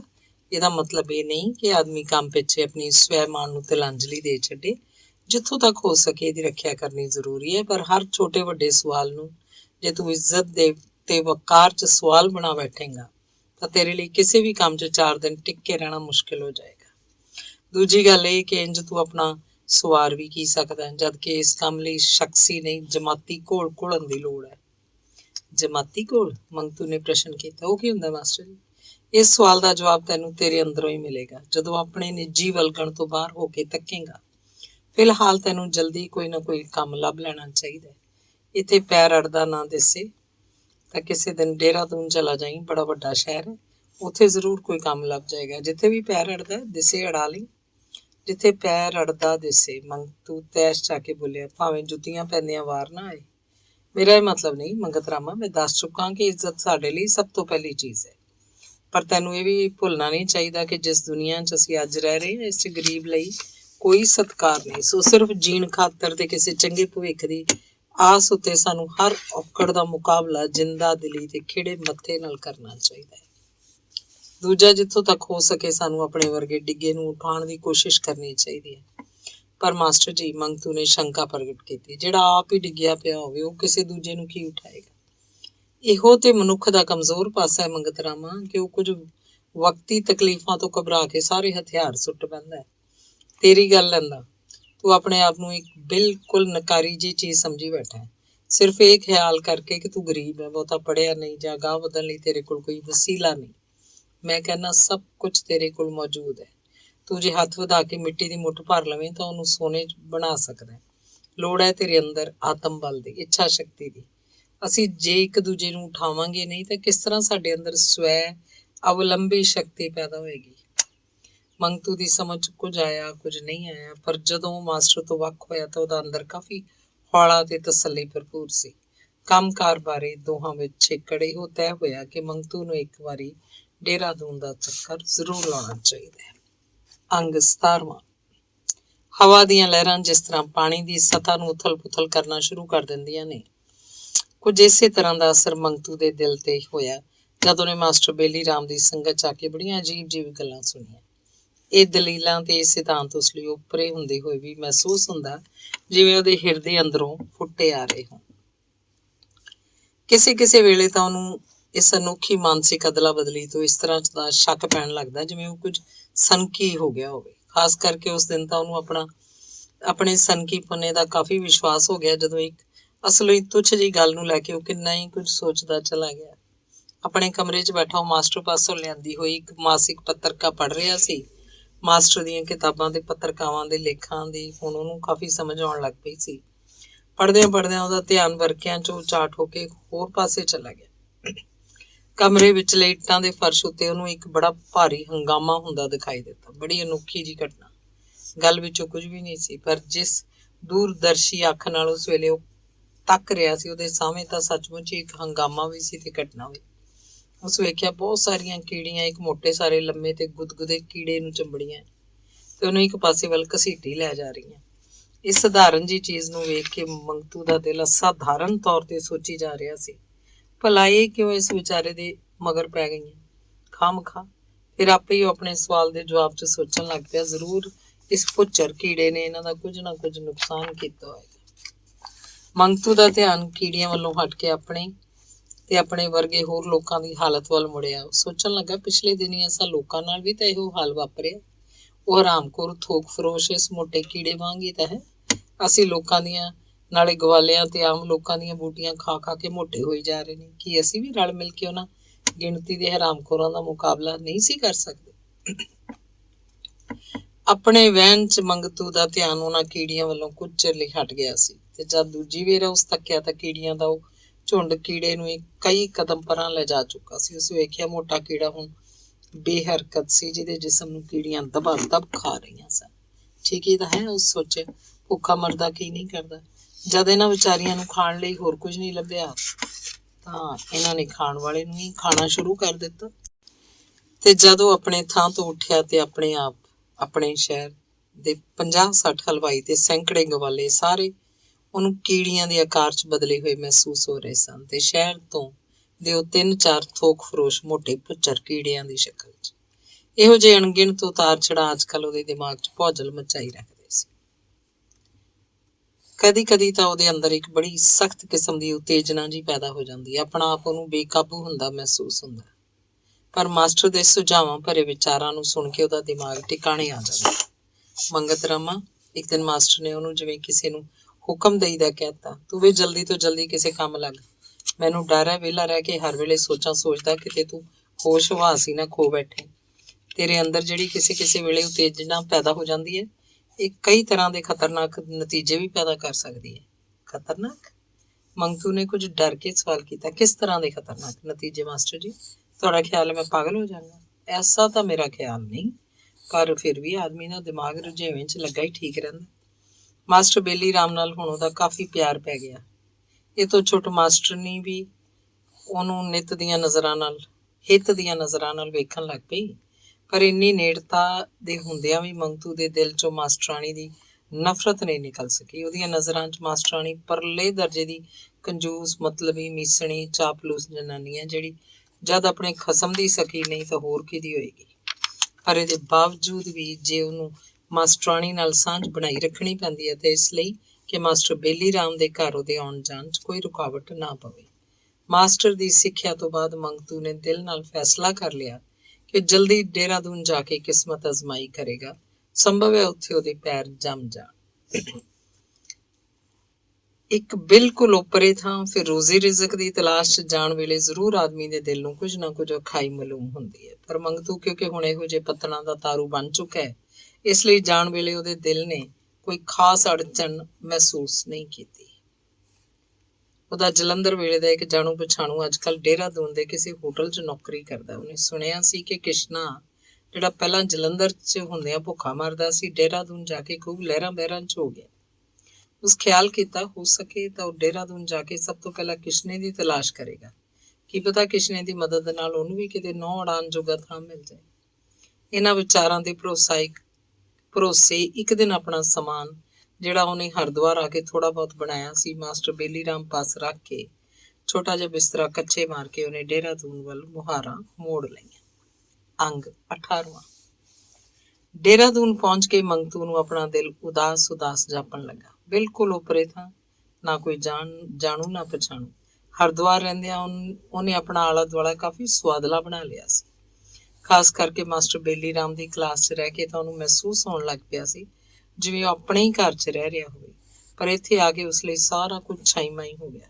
ਸਾਰੇ ਥਾਂ ਓਪਰੇ, ਸਭ ਸ਼ਕਲਾਂ ਬੇਗਾਨੀਆਂ। ਕੇਵਲ ਇੱਕੋ ਚੀਜ਼ ਦੀ ਆਸ ਉਹਦੇ ਦਿਲ ਨੂੰ ਕੁਝ ਧਰਵਾਸ ਦਿੰਦੀ ਸੀ ਕਿ ਇਸ ਸ਼ਹਿਰ ਦੀ ਕਿਸੇ ਨਾ ਕਿਸੇ ਨੁਕਰੇ ਉਹਦਾ ਇੱਕ ਪੁਰਾਣਾ ਸਾਥੀ ਰਹਿੰਦਾ ਹੈ, ਕਿਸ਼ਨਾ। ਤੇ ਇਸੇ ਕਰਕੇ ਦੇਹਰਾਦੂਨ ਪਹੁੰਚਦੇ ਹੀ ਉਹਦੀ ਭਾਲ ਵਿੱਚ ਨਿਕਲ ਟੁਰਿਆ। ਸਰਾਂ, ਜਿਹਦਾ ਨਾਮ ਮਾਰਵਾੜੀ ਧਰਮਸ਼ਾਲਾ ਰੇਲਵੇ ਸਟੇਸ਼ਨ ਦੇ ਕੋਲ ਸੀ, ਉਸ ਤੋਂ ਨਿਕਲ ਕੇ ਉਹ ਬਾਜ਼ਾਰ ਤੁਰ ਪਿਆ ਤੇ ਹੋਟਲਾਂ ਤੰਦੂਰਾਂ ਦੀ ਪੜਚੋਲ ਕਰਦਾ ਰਿਹਾ। ਤੁਰੇ ਜਾਂਦਿਆਂ ਉਹਦੇ ਦਿਮਾਗ 'ਚ ਕਈ ਕਿਸਮ ਦੇ ਖਿਆਲ ਉੱਠ ਰਹੇ ਸੀ। ਉਦਾਸੀ ਵੇਲੇ ਸ਼ਾਇਦ ਬੰਦੇ ਨੂੰ ਪਿਛਲੀਆਂ ਬੀਤੀਆਂ ਦੀ ਯਾਦ ਵਧੇਰੇ ਆਇਆ ਕਰਦੀ ਹੈ। ਮੰਗਤੂ ਇਸ ਵੇਲੇ ਦੇਹਰਾਦੂਨ ਦੇ ਪਲਟਨ ਬਾਜ਼ਾਰ 'ਚ ਤੁਰਿਆ ਜਾ ਰਿਹਾ ਸੀ, ਪਰ ਰੂਹ ਉਹਦੀ ਅੱਜ ਫੇਰ ਆਪਣੇ ਪਿੰਡ ਦੀਆਂ ਗਲੀਆਂ ਪੈਲੀਆਂ ਕੱਛ ਰਹੀ ਸੀ। ਉਹ ਜੇਠ ਮਹੀਨੇ ਦੇ ਨਜ਼ਾਰੇ ਆਪਣੇ ਪਿੰਡ 'ਚ ਵੇਖ ਰਿਹਾ ਸੀ। ਕਣਕਾਂ ਦੀਆਂ ਵਾਢੀਆਂ ਖਤਮ ਹੋ ਚੁੱਕੀਆਂ ਨੇ, ਪੈਲੀਆਂ 'ਚੋਂ ਬੋਲ ਲੱਦੇ ਜਾ ਰਹੇ ਨੇ। ਕਿਤੇ ਕਪਾਹ ਤੇ ਨਰਮੇ ਦੀ ਬਿਜਾਈ ਹੋ ਰਹੀ ਹੈ, ਕਿਤੇ ਝੋਨੇ ਦੀ ਬਿਜਾਈ ਲਈ ਪੈਲੀਆਂ ਤਿਆਰ ਕੀਤੀਆਂ ਜਾ ਰਹੀਆਂ ਨੇ, ਕਿਤੇ ਮਿਰਚਾਂ ਨੂੰ ਗੋਡੀ ਕੀਤੀ ਜਾ ਰਹੀ ਹੈ, ਕਿਤੇ ਖੀਰਿਆਂ ਖਰਬੂਜਿਆਂ ਨੂੰ ਫੁੱਲ ਪੈ ਰਹੇ ਨੇ। ਇੱਦਾਂ ਤੁਰੇ ਜਾਂਦਿਆਂ ਉਹਦੇ ਖਿਆਲਾਂ ਦਾ ਰੁਖ ਪਿੰਡ ਵੱਲੋਂ ਮੁੜ ਕੇ ਹੋਰ ਪਾਸੇ ਪਲਟ ਗਿਆ। ਕਿ ਮੇਰੀ ਜ਼ਿੰਦਗੀ ਇੱਦਾਂ ਦੀ ਉਚਾਵੇਂ ਚੁੱਲ੍ਹੇ ਵਾਂਗ ਬੀਤ ਜਾਏਗੀ ਸਾਰੀ? ਕਿ ਕਦੇ ਵੀ ਮੇਰੀ ਜ਼ਿੰਦਗੀ ਦਾ ਕੋਈ ਭਾਈਵਾਲ ਨਹੀਂ ਬਣੇਗਾ? ਉਹਦੀ ਵਿਚਾਰਧਾਰਾ ਟੁੱਟ ਗਈ ਜਦੋਂ ਉਹਦੇ ਕੰਨਾਂ 'ਚ ਇੱਕ ਗੀਤ ਦੀ ਆਵਾਜ਼ ਪਈ, ਦੁਨੀਆ ਮੇਂ ਗਰੀਬੋਂ ਕੋ ਆਰਾਮ ਨਹੀਂ ਮਿਲਤਾ। ਉਸ ਵੇਖਿਆ ਸਾਹਮਣੇ ਇੱਕ ਕੋਈ ਮੈਲਾ ਗਲੀਜ਼ ਜਿਹਾ ਜੀਵ ਤੁਰਿਆ ਆ ਰਿਹਾ ਸੀ। ਇੱਕ ਮੁੰਡਾ ਜਿਹਦੀ ਉਮਰ 12-13 ਸਾਲ ਦੀ ਸੀ ਤੇ ਜਿਹਦੇ ਗਲ 'ਚ ਲੰਮਾ ਸਾਰਾ ਚੀਥੜਾ ਸੀ। ਸਿਰ ਦੀ ਝੰਡ ਬੁਰੀ ਤਰ੍ਹਾਂ ਖਿਲਰੀ ਹੋਈ ਤੇ ਉਹਦੇ ਗੰਦੇ ਚਿਹਰੇ ਤੇ ਮੱਖੀਆਂ ਭਿਣਕ ਰਹੀਆਂ ਸੀ। ਸੱਜੇ ਹੱਥ ਦੀ ਤਲੀ ਉਹਨੇ ਫੈਲਾਈ ਹੋਈ ਸੀ ਤੇ ਬੇਸੁਰੀ ਜਿਹੀ ਆਵਾਜ਼ 'ਚ ਉਪਰੋਕਤ ਗੀਤ ਗਾਈ ਚੱਲਾ ਜਾ ਰਿਹਾ ਸੀ। ਗੀਤ ਦੀ ਤੁਕ ਸੁਣਦਿਆਂ ਮੰਗਤੂ ਦੇ ਦਿਮਾਗ 'ਚ ਇੱਕ ਪੁਰਾਣੀ ਯਾਦ ਉੱਭਰ ਆਈ। ਸੋਚਣ ਲੱਗਾ, ਇਹ ਗੀਤ ਤਾਂ ਕਦੇ ਮੈਂ ਵੀ ਸਿਨੇਮੇ 'ਚ ਸੁਣਿਆ ਸੀ, ਜਦੋਂ ਚਾਚੇ ਦੇ ਪੈਸੇ ਚੁਰਾ ਕੇ ਸਿਨੇਮਾ ਵੇਖਦਾ ਹੁੰਦਾ ਸੀ। ਕਿਤੇ ਮਸ਼ਹੂਰ ਐਕਟਰ ਨੇ ਗਾਇਆ ਸੀ। ਫਿਰ ਉਹਨੂੰ ਇੱਕ ਹੋਰ ਗੱਲ ਦਾ ਚੇਤਾ ਆਇਆ। ਇਸ ਗੀਤ ਉੱਤੇ ਪੜਚੋਲ ਕਰਦਿਆਂ ਉਹਦੇ ਕਿਸੇ ਸਾਥੀ ਨੇ ਕਿਹਾ ਸੀ, ਇਸ ਐਕਟਰ ਨੂੰ 15,000 ਰੁਪਏ ਮਹੀਨਾ ਤਨਖਾਹ ਮਿਲਦੀ ਹੈ। ਮੁੰਡਾ ਜਦ ਉਹਦੇ ਕੋਲ ਆ ਪੁੱਜਾ ਤਾਂ ਮੰਗਤੂ ਦਾ ਹੱਥ ਆਪ ਮੁਹਾਰੇ ਜੇਬ 'ਚ ਜਾ ਟਿਕਿਆ ਤੇ ਉਹਨੇ ਮੁੰਡੇ ਨੂੰ ਪੁੱਛਿਆ, ਛੋਕਰੇ ਮਾਂਗਤੇ ਸ਼ਰਮ ਨਹੀਂ ਆਤੀ, काम क्यों नहीं करता? ਮੁੰਡੇ ਦੀਆਂ ਅੱਖਾਂ 'ਚੋਂ ਕਰੁਣਾ ਟਪਕ ਰਹੀ ਸੀ। ਬਾਊ ਜੀ, काम नहीं मिलता। ਮੰਗਤੂ ਦੇ ਦਿਮਾਗ 'ਚ ਹੁਣ ਤੀਕ ਮੁੰਡੇ ਦੀ ਗਾਈ ਹੋਈ ਤੁਕ ਗੂੰਜ ਰਹੀ ਸੀ, ਆਰਾਮ ਨਹੀਂ ਮਿਲਤਾ। ਤੇ ਉਹਦੇ ਉੱਤਰ ਸੁਣ ਕੇ ਮਾਨੋ ਇਹ ਛੋਟੇ ਛੋਟੇ ਦੋ ਟੁਕੜੇ, काम नहीं मिलता ਤੇ ਆਰਾਮ ਨਹੀਂ ਮਿਲਤਾ, ਆਪੋ 'ਚ ਰਲ ਕੇ ਕਵਿਤਾ ਦੀਆਂ ਇੱਕ ਦੋ ਤੁਕਾਂ ਬਣ ਗਈਆਂ। ਉਹ ਸੋਚ ਰਿਹਾ ਸੀ, ਉਸ ਐਕਟਰ ਨੂੰ ਜੇ ਗੀਤ ਗਾਉਣ ਬਦਲੇ 15,000 ਮਿਲਦੇ ਨੇ ਤਾਂ ਇਸ ਬੱਚੇ ਨੇ ਕੀ ਗੁਨਾਹ ਕੀਤਾ ਹੈ? ਉਸੇ ਗੀਤ ਦੇ ਬਦਲੇ ਇਹਨੂੰ ਕਿਤੋਂ ਇੱਕ ਅੱਧ ਪੈਸਾ ਵੀ ਮੁਸ਼ਕਲ ਨਾਲ ਹੀ ਮਿਲਦਾ।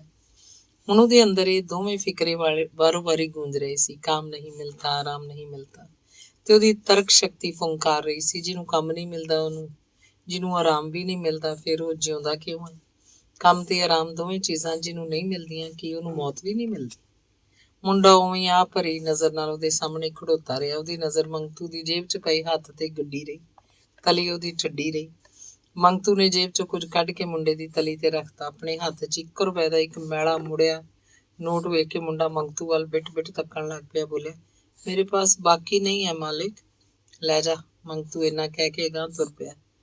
ਦਾਤੇ ਦੀ ਉਦਾਰਤਾ ਵੇਖ ਕੇ ਮੁੰਡਾ ਠਠੰਬਰ ਗਿਆ। ਫਿਰ ਦਾਤਾ ਵੀ ਤਾਂ ਕੋਈ ਅਮੀਰ ਕਬੀਰ ਨਹੀਂ ਸੀ, ਉਸੇ ਵਰਗਾ ਜਾਂ ਉਸ ਨਾਲੋਂ ਜ਼ਰਾ ਕੁ ਚੰਗੇਰੀ ਹਾਲਤ ਵਿੱਚ ਇੱਕ ਗਰੀਬੜਾ ਜਿਹਾ ਗੱਭਰੂ। ਮੰਗਤੂ ਪਹਿਲਾਂ ਵਾਂਗ ਹੀ ਬਾਜ਼ਾਰਾਂ ਦੀਆਂ ਦੋਹਾਂ ਲੰਗਾਂ ਵੱਲ ਝਾਕਦਾ ਹੋਇਆ ਤੁਰਿਆ ਗਿਆ। ਕਿਹੜੇ ਵੇਲੇ ਉਹ ਪਲਟਨ ਬਾਜ਼ਾਰ ਦਾ ਮੋੜ ਭੌਂ ਕੇ ਮੋਤੀ ਬਾਜ਼ਾਰ ਜਾ ਪਹੁੰਚਿਆ, ਉਹਨੂੰ ਕੋਈ ਪਤਾ ਨਹੀਂ। ਇਸ ਵੇਲੇ ਅਚਾਨਕ ਹੀ ਅੱਗੇ ਤੁਰੇ ਜਾਂਦੇ ਦੋ ਆਦਮੀਆਂ ਦੀਆਂ ਗੱਲਾਂ ਵੱਲ ਉਹਦਾ ਧਿਆਨ ਚਲਾ ਗਿਆ। ਇੱਕ ਕਹਿ ਰਿਹਾ ਸੀ, ਵੰਡ ਤੋਂ ਪਹਿਲਾਂ ਇਹ ਬਾਜ਼ਾਰ ਕੰਜਰੀਆਂ ਦਾ ਹੁੰਦਾ ਸੀ। ਯੂਪੀ ਦੀਆਂ, ਬੰਗਾਲ ਦੀਆਂ, ਪੰਜਾਬ ਦੀਆਂ ਇਹਨਾਂ ਚੁਬਾਰਿਆਂ 'ਚ ਰਹਿੰਦੀਆਂ ਸਨ। ਹੁਣ ਤੇ ਕਬਾੜੀਆਂ ਨੇ ਦੁਕਾਨਾਂ ਪਾ ਲਈਆਂ ਨੇ ਇੱਥੇ। ਕੰਜਰੀਆਂ ਯੂਪੀ ਦੀਆਂ, ਪੰਜਾਬ ਦੀਆਂ ਵੀ। ਮੰਗਤੂ ਦੇ ਸੀਨੇ 'ਚ ਜਿਵੇਂ ਕਿਸੇ ਨੇ ਛਛੂੰਦਰ ਬਾਲ ਕੇ ਸੁੱਟਤੀ ਹੋਵੇ। ਉਚੇਚੀ ਨਜ਼ਰ ਨਾਲ ਬਾਜ਼ਾਰ ਦੀਆਂ ਦੋਹਾਂ ਲੰਗਾਂ ਵੱਲ ਤੱਕਿਆ, ਜਿੱਥੇ ਸਭ ਕਬਾੜੀਆਂ ਦੀਆਂ ਦੁਕਾਨਾਂ ਸਨ। ਦੇਸ਼ ਦੀ ਵੰਡ ਤੋਂ ਪਹਿਲਾਂ ਇੱਥੇ ਕੰਜਰੀਆਂ ਵਸਦੀਆਂ ਸਨ ਤੇ ਪੰਜਾਬ ਦੀਆਂ ਵੀ। ਉਹਦੇ ਅੰਦਰੋਂ ਇੱਕ ਸਵਾਲ ਉੱਠਿਆ ਤੇ ਫਿਰ ਇਸ ਸਵਾਲ ਤੇ ਮਗਰ ਮਗਰ ਕਈ ਹੋਰ। ਕੀ ਪਤਾ ਉਹ ਵੀ। ਤੇ ਉਹਨੇ ਆਪਣਾ ਸਾਰਾ ਜ਼ੋਰ ਲਾ ਕੇ ਪ੍ਰਸ਼ਨਾਂ ਦੀ ਉੱਠ ਰਹੀ ਇਸ ਭਰਮਾਰ ਨੂੰ ਰੋਕਣ ਦੀ ਕੋਸ਼ਿਸ਼ ਕੀਤੀ, ਪਰ ਪ੍ਰਸ਼ਨ ਨਹੀਂ ਰੁਕੇ। ਉਹ ਬਦਚਲਨ ਜਨਾਨੀ ਵੀ ਕਦੀ ਇਹਨਾਂ ਚੁਬਾਰਿਆਂ 'ਚੋਂ ਕਿਸੇ ਇੱਕ 'ਚ ਰਹਿੰਦੀ ਰਹੀ ਹੋਵੇ। ਪਿੰਡ ਵਾਲੇ ਜੋ ਕਹਿੰਦੇ ਸੀ ਕਿ ਉਹਨੂੰ ਉਧਾਲ ਕੇ ਯੂਪੀ 'ਚ ਲੈ ਗਿਆ ਸੀ ਤੇ ਕੋਈ ਕਹਿੰਦਾ ਸੀ ਉਹ ਕੰਜਰੀ ਬਣ ਗਈ ਸੀ। ਮੰਗਤੂ ਦੇ ਕਦਮਾਂ 'ਚ ਤੇਜ਼ੀ ਆਉਂਦੀ ਗਈ। ਹੁਣ ਉਹ ਦੌੜਨ ਵਰਗੀ ਤੋਰੇ ਤੁਰ ਰਿਹਾ ਸੀ। ਸ਼ਾਇਦ ਉਹ ਦੌੜ ਕੇ, ਸਰਪਟ ਦੌੜ ਕੇ ਨਾਮੁਰਾਦ ਖਿਆਲਾਂ, ਇਹਨਾਂ ਰੂਹ ਤਪਾਊ ਪ੍ਰਸ਼ਨਾਂ ਦੀ ਜਦ 'ਚੋਂ ਨਿਕਲਣਾ ਚਾਹੁੰਦਾ ਸੀ। ਉਹ ਧਰਮਸ਼ਾਲਾ ਦੇ ਵਰਾਂਡੇ 'ਚ ਡੱਠੇ ਇੱਕ ਤਖਤ ਪੋਸ਼ ਤੇ ਜਾ ਕੇ ਲੰਮਾ ਪੈ ਗਿਆ ਤੇ ਸ਼ਾਮ ਤੀਕ ਉਵੇਂ ਹੀ ਪਿਆ ਰਿਹਾ। ਉਹਦੇ ਸਾਹਮਣੇ ਨਾ ਤਾਂ ਕੰਮ ਢੂੰਡਣ ਦਾ ਸਵਾਲ ਸੀ ਤੇ ਨਾ ਹੀ ਕਿਸ਼ਨੇ ਨੂੰ ਲੱਭਣ ਦਾ।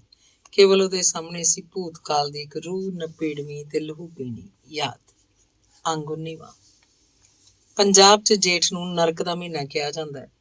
ਗਰਮੀ ਦਾ ਜ਼ੋਰ ਤੇ ਤੱਤੀਆਂ ਲੂਆਂ ਦੀ ਬਹੁਤਾਤ ਇਸ ਰੁੱਤੇ ਸੱਚਮੁੱਚ ਹੀ ਨਰਕ ਦਾ ਨਜ਼ਾਰਾ ਪੇਸ਼ ਕਰਦੀ ਹੈ। ਪਰ ਯੂਪੀ ਦਾ ਇਹ ਸਰਸਬਜ਼ ਤੇ ਸੀਤਲ ਹਿੱਸਾ ਦੇਹਰਾਦੂਨ, ਇੱਥੇ ਉਪਰੋਕਤ ਅਖੌਤ ਨਹੀਂ ਘਟਦੀ।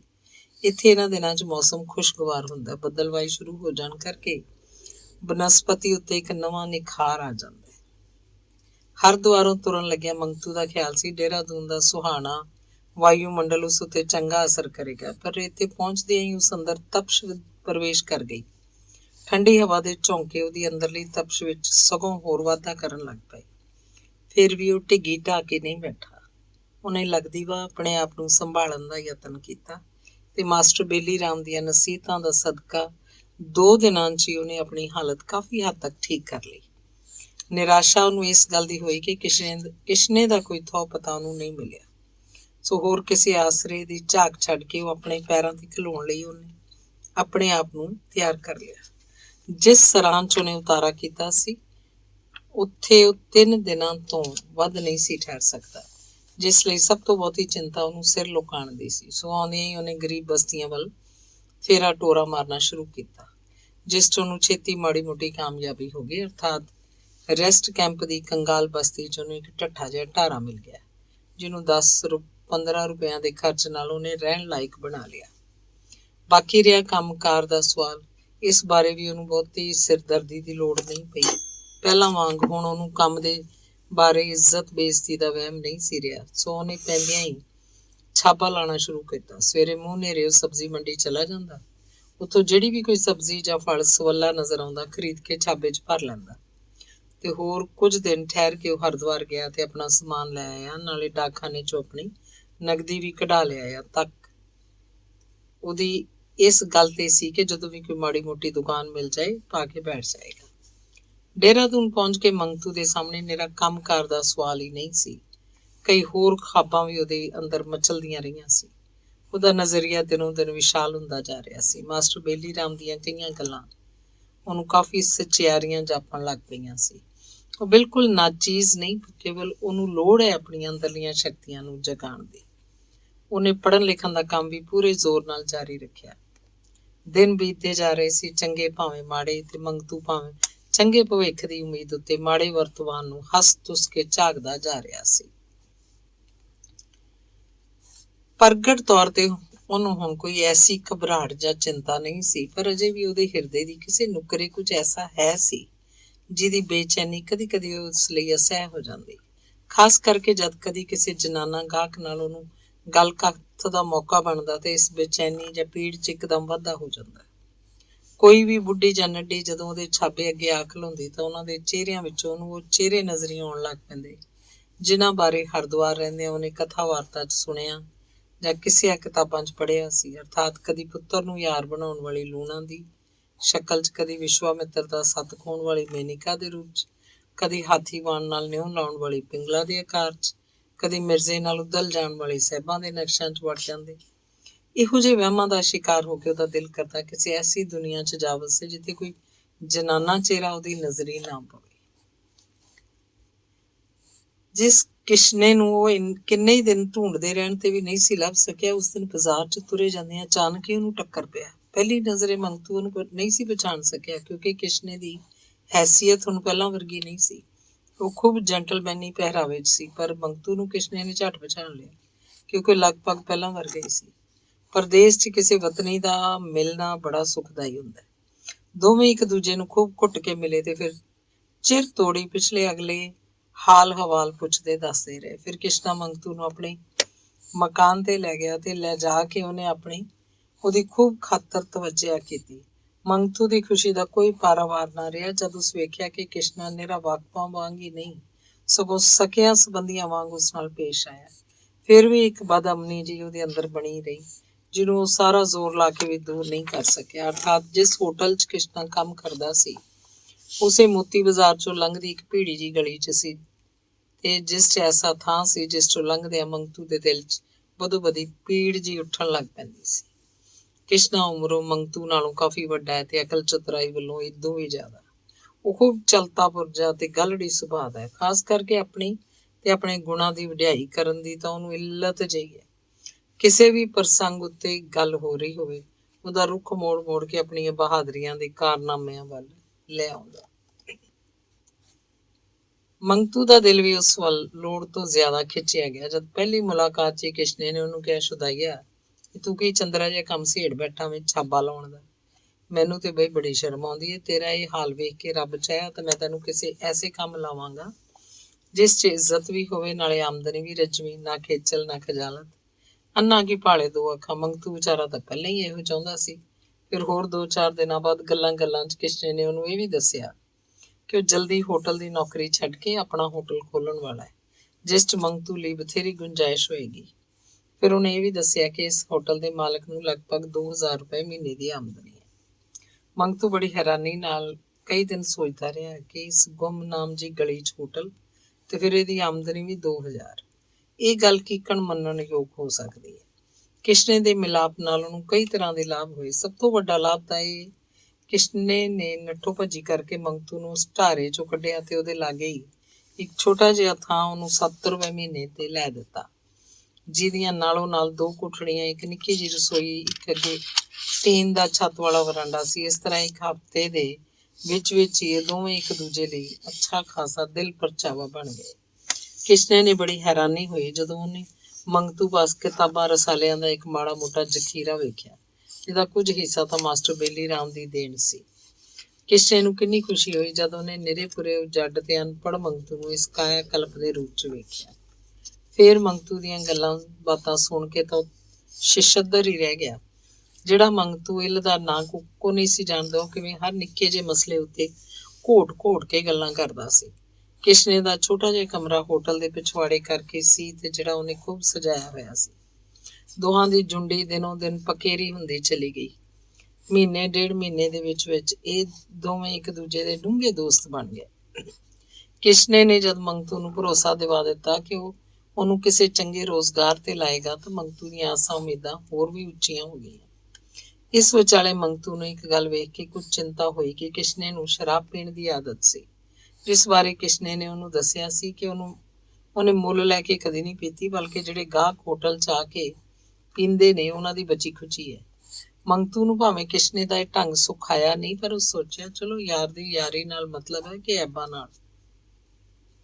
ਮੰਗਤੂ ਰੋਜ਼ ਆਪਣੇ ਕੰਮ ਧੰਦੇ ਤੋਂ ਵਿਹਲਾ ਹੋ ਕੇ ਰਾਤੀ ਹੋਟਲ ਚਲਾ ਜਾਂਦਾ। ਕਿਸ਼ਨੇ ਦੇ ਕਮਰੇ 'ਚ ਬੈਠ ਕੇ ਗੱਪਾਂ ਸ਼ੱਪਾਂ ਵਿੱਚ ਦਿਲ ਪਰਚਾਈ ਰੱਖਦਾ। ਰਾਤ ਦੀ ਰੋਟੀ ਵੀ ਅਕਸਰ ਉਹਨੇ ਉੱਥੇ ਹੀ ਖਾਣੀ ਪੈਂਦੀ, ਕਿਉਂਕਿ ਕਿਸ਼ਨਾ ਇਸ ਗੱਲ ਲਈ ਬਹੁਤ ਖਹਿੜੇ ਪੈ ਗਿਆ ਸੀ। ਨਾਲੇ ਕਿਸ਼ਨੇ ਦੀ ਵੀ ਇਸ 'ਚ ਕਿਹੜੀ ਹਿੰਗ ਫਟਕੜੀ ਲੱਗਦੀ ਸੀ।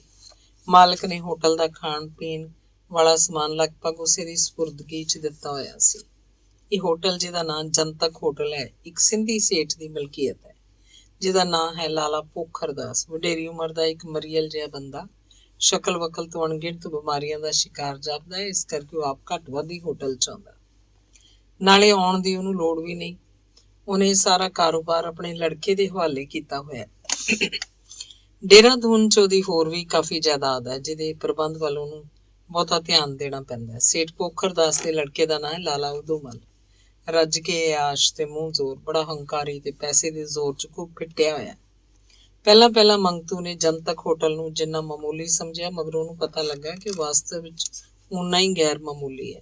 ਹੋਟਲ ਦਾ ਵਧੇਰੇ ਕਾਰੋਬਾਰ ਉੱਪਰਲੀ ਮੰਜ਼ਲ 'ਚ ਹੁੰਦਾ ਹੈ, ਹੇਠਲੇ ਹਿੱਸੇ 'ਚ ਤਾਂ ਸਧਾਰਨ ਜਿਹਾ ਤੰਦੂਰ ਹੀ ਜਾਪਦਾ ਹੈ।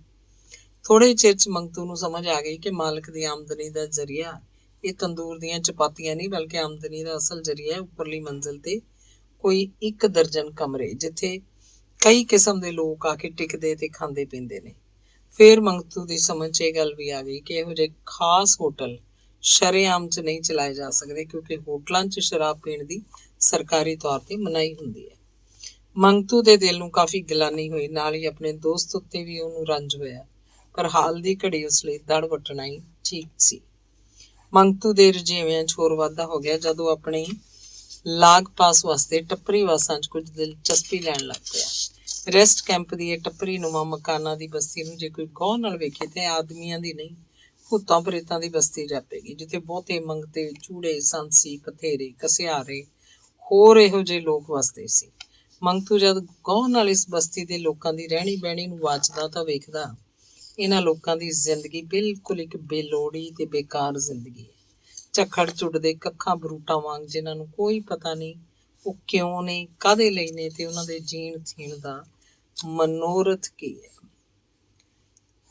ਉਹਨੇ ਦੇਖਿਆ ਚੋਰੀ ਚਕਾਰੀ, ਜੇਬ ਤਰਾਸ਼ੀ 'ਚ ਬਹੁਤ ਅੱਗੇ ਸੀ। ਜਿਹੜੇ ਮਸਫੋਟ ਸਨ, ਕਿਸੇ ਹੀਲੇ 4 ਪੈਸੇ ਕਮਾ ਲਿਆਉਂਦੇ, ਉਹ ਕਦੇ ਕਦਾਈ ਜਦ ਠੇਕਿਓਂ ਸਸਤੇ ਕਿਸਮ ਦੀ ਸ਼ਰਾਬ ਪੀ ਕੇ ਆਉਂਦੇ ਤਾਂ ਬਸਤੀ 'ਚ ਆ ਕੇ ਉਦ ਮੋਲ ਚੁੱਕ ਲੈਂਦੇ। ਕਦੀ ਕਦੀ ਕਿਸੇ ਮੁਟਿਆਰ ਬਾਰੇ ਉਹਦੇ ਬਦਚਲਣ ਹੋਣ ਦਾ ਚਰਚਾ ਸ਼ੁਰੂ ਹੋ ਜਾਂਦਾ ਤਾਂ ਦੁਪਾਸੀ ਡਾਂਗਾ ਸੋਟੇ ਵਰਨ ਤੱਕ ਨੌਬਤ ਆ ਜਾਂਦੀ।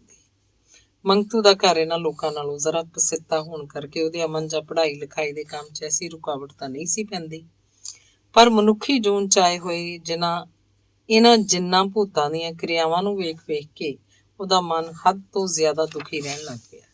ਇਹਨਾਂ ਲੋਕਾਂ ਦੀ ਗੰਦੀ ਤੇ ਕੁਚੀਲ ਰਹਿਣੀ ਬਹਿਣੀ ਉਹਦੇ ਮਨ ਨੂੰ ਟਿਕਾ 'ਚ ਨਹੀਂ ਸੀ ਆਉਣ ਦਿੰਦੀ, ਜਿਸ ਕਰਕੇ ਉਹ ਕਿਸੇ ਨਾ ਕਿਸੇ ਬਹਾਨੇ ਉਹਨਾਂ 'ਚ ਜਾ ਸ਼ਾਮਲ ਹੁੰਦਾ। ਵਿਕਰੀ ਤੋਂ ਬਾਅਦ ਜਿਹੜੇ ਬਚੇ ਖੁਚੇ ਤੇ ਗੰਦੇ ਸੜੇ ਫਲ ਜਾਂ ਸਬਜ਼ੀਆਂ ਉਸ ਪਾਸ ਬਚਦੀਆਂ, ਚੁੱਕ ਕੇ ਉਹਨਾਂ ਟੱਪਰੀ ਵਾਸਾਂ 'ਚ ਵੰਡ ਆਉਂਦਾ।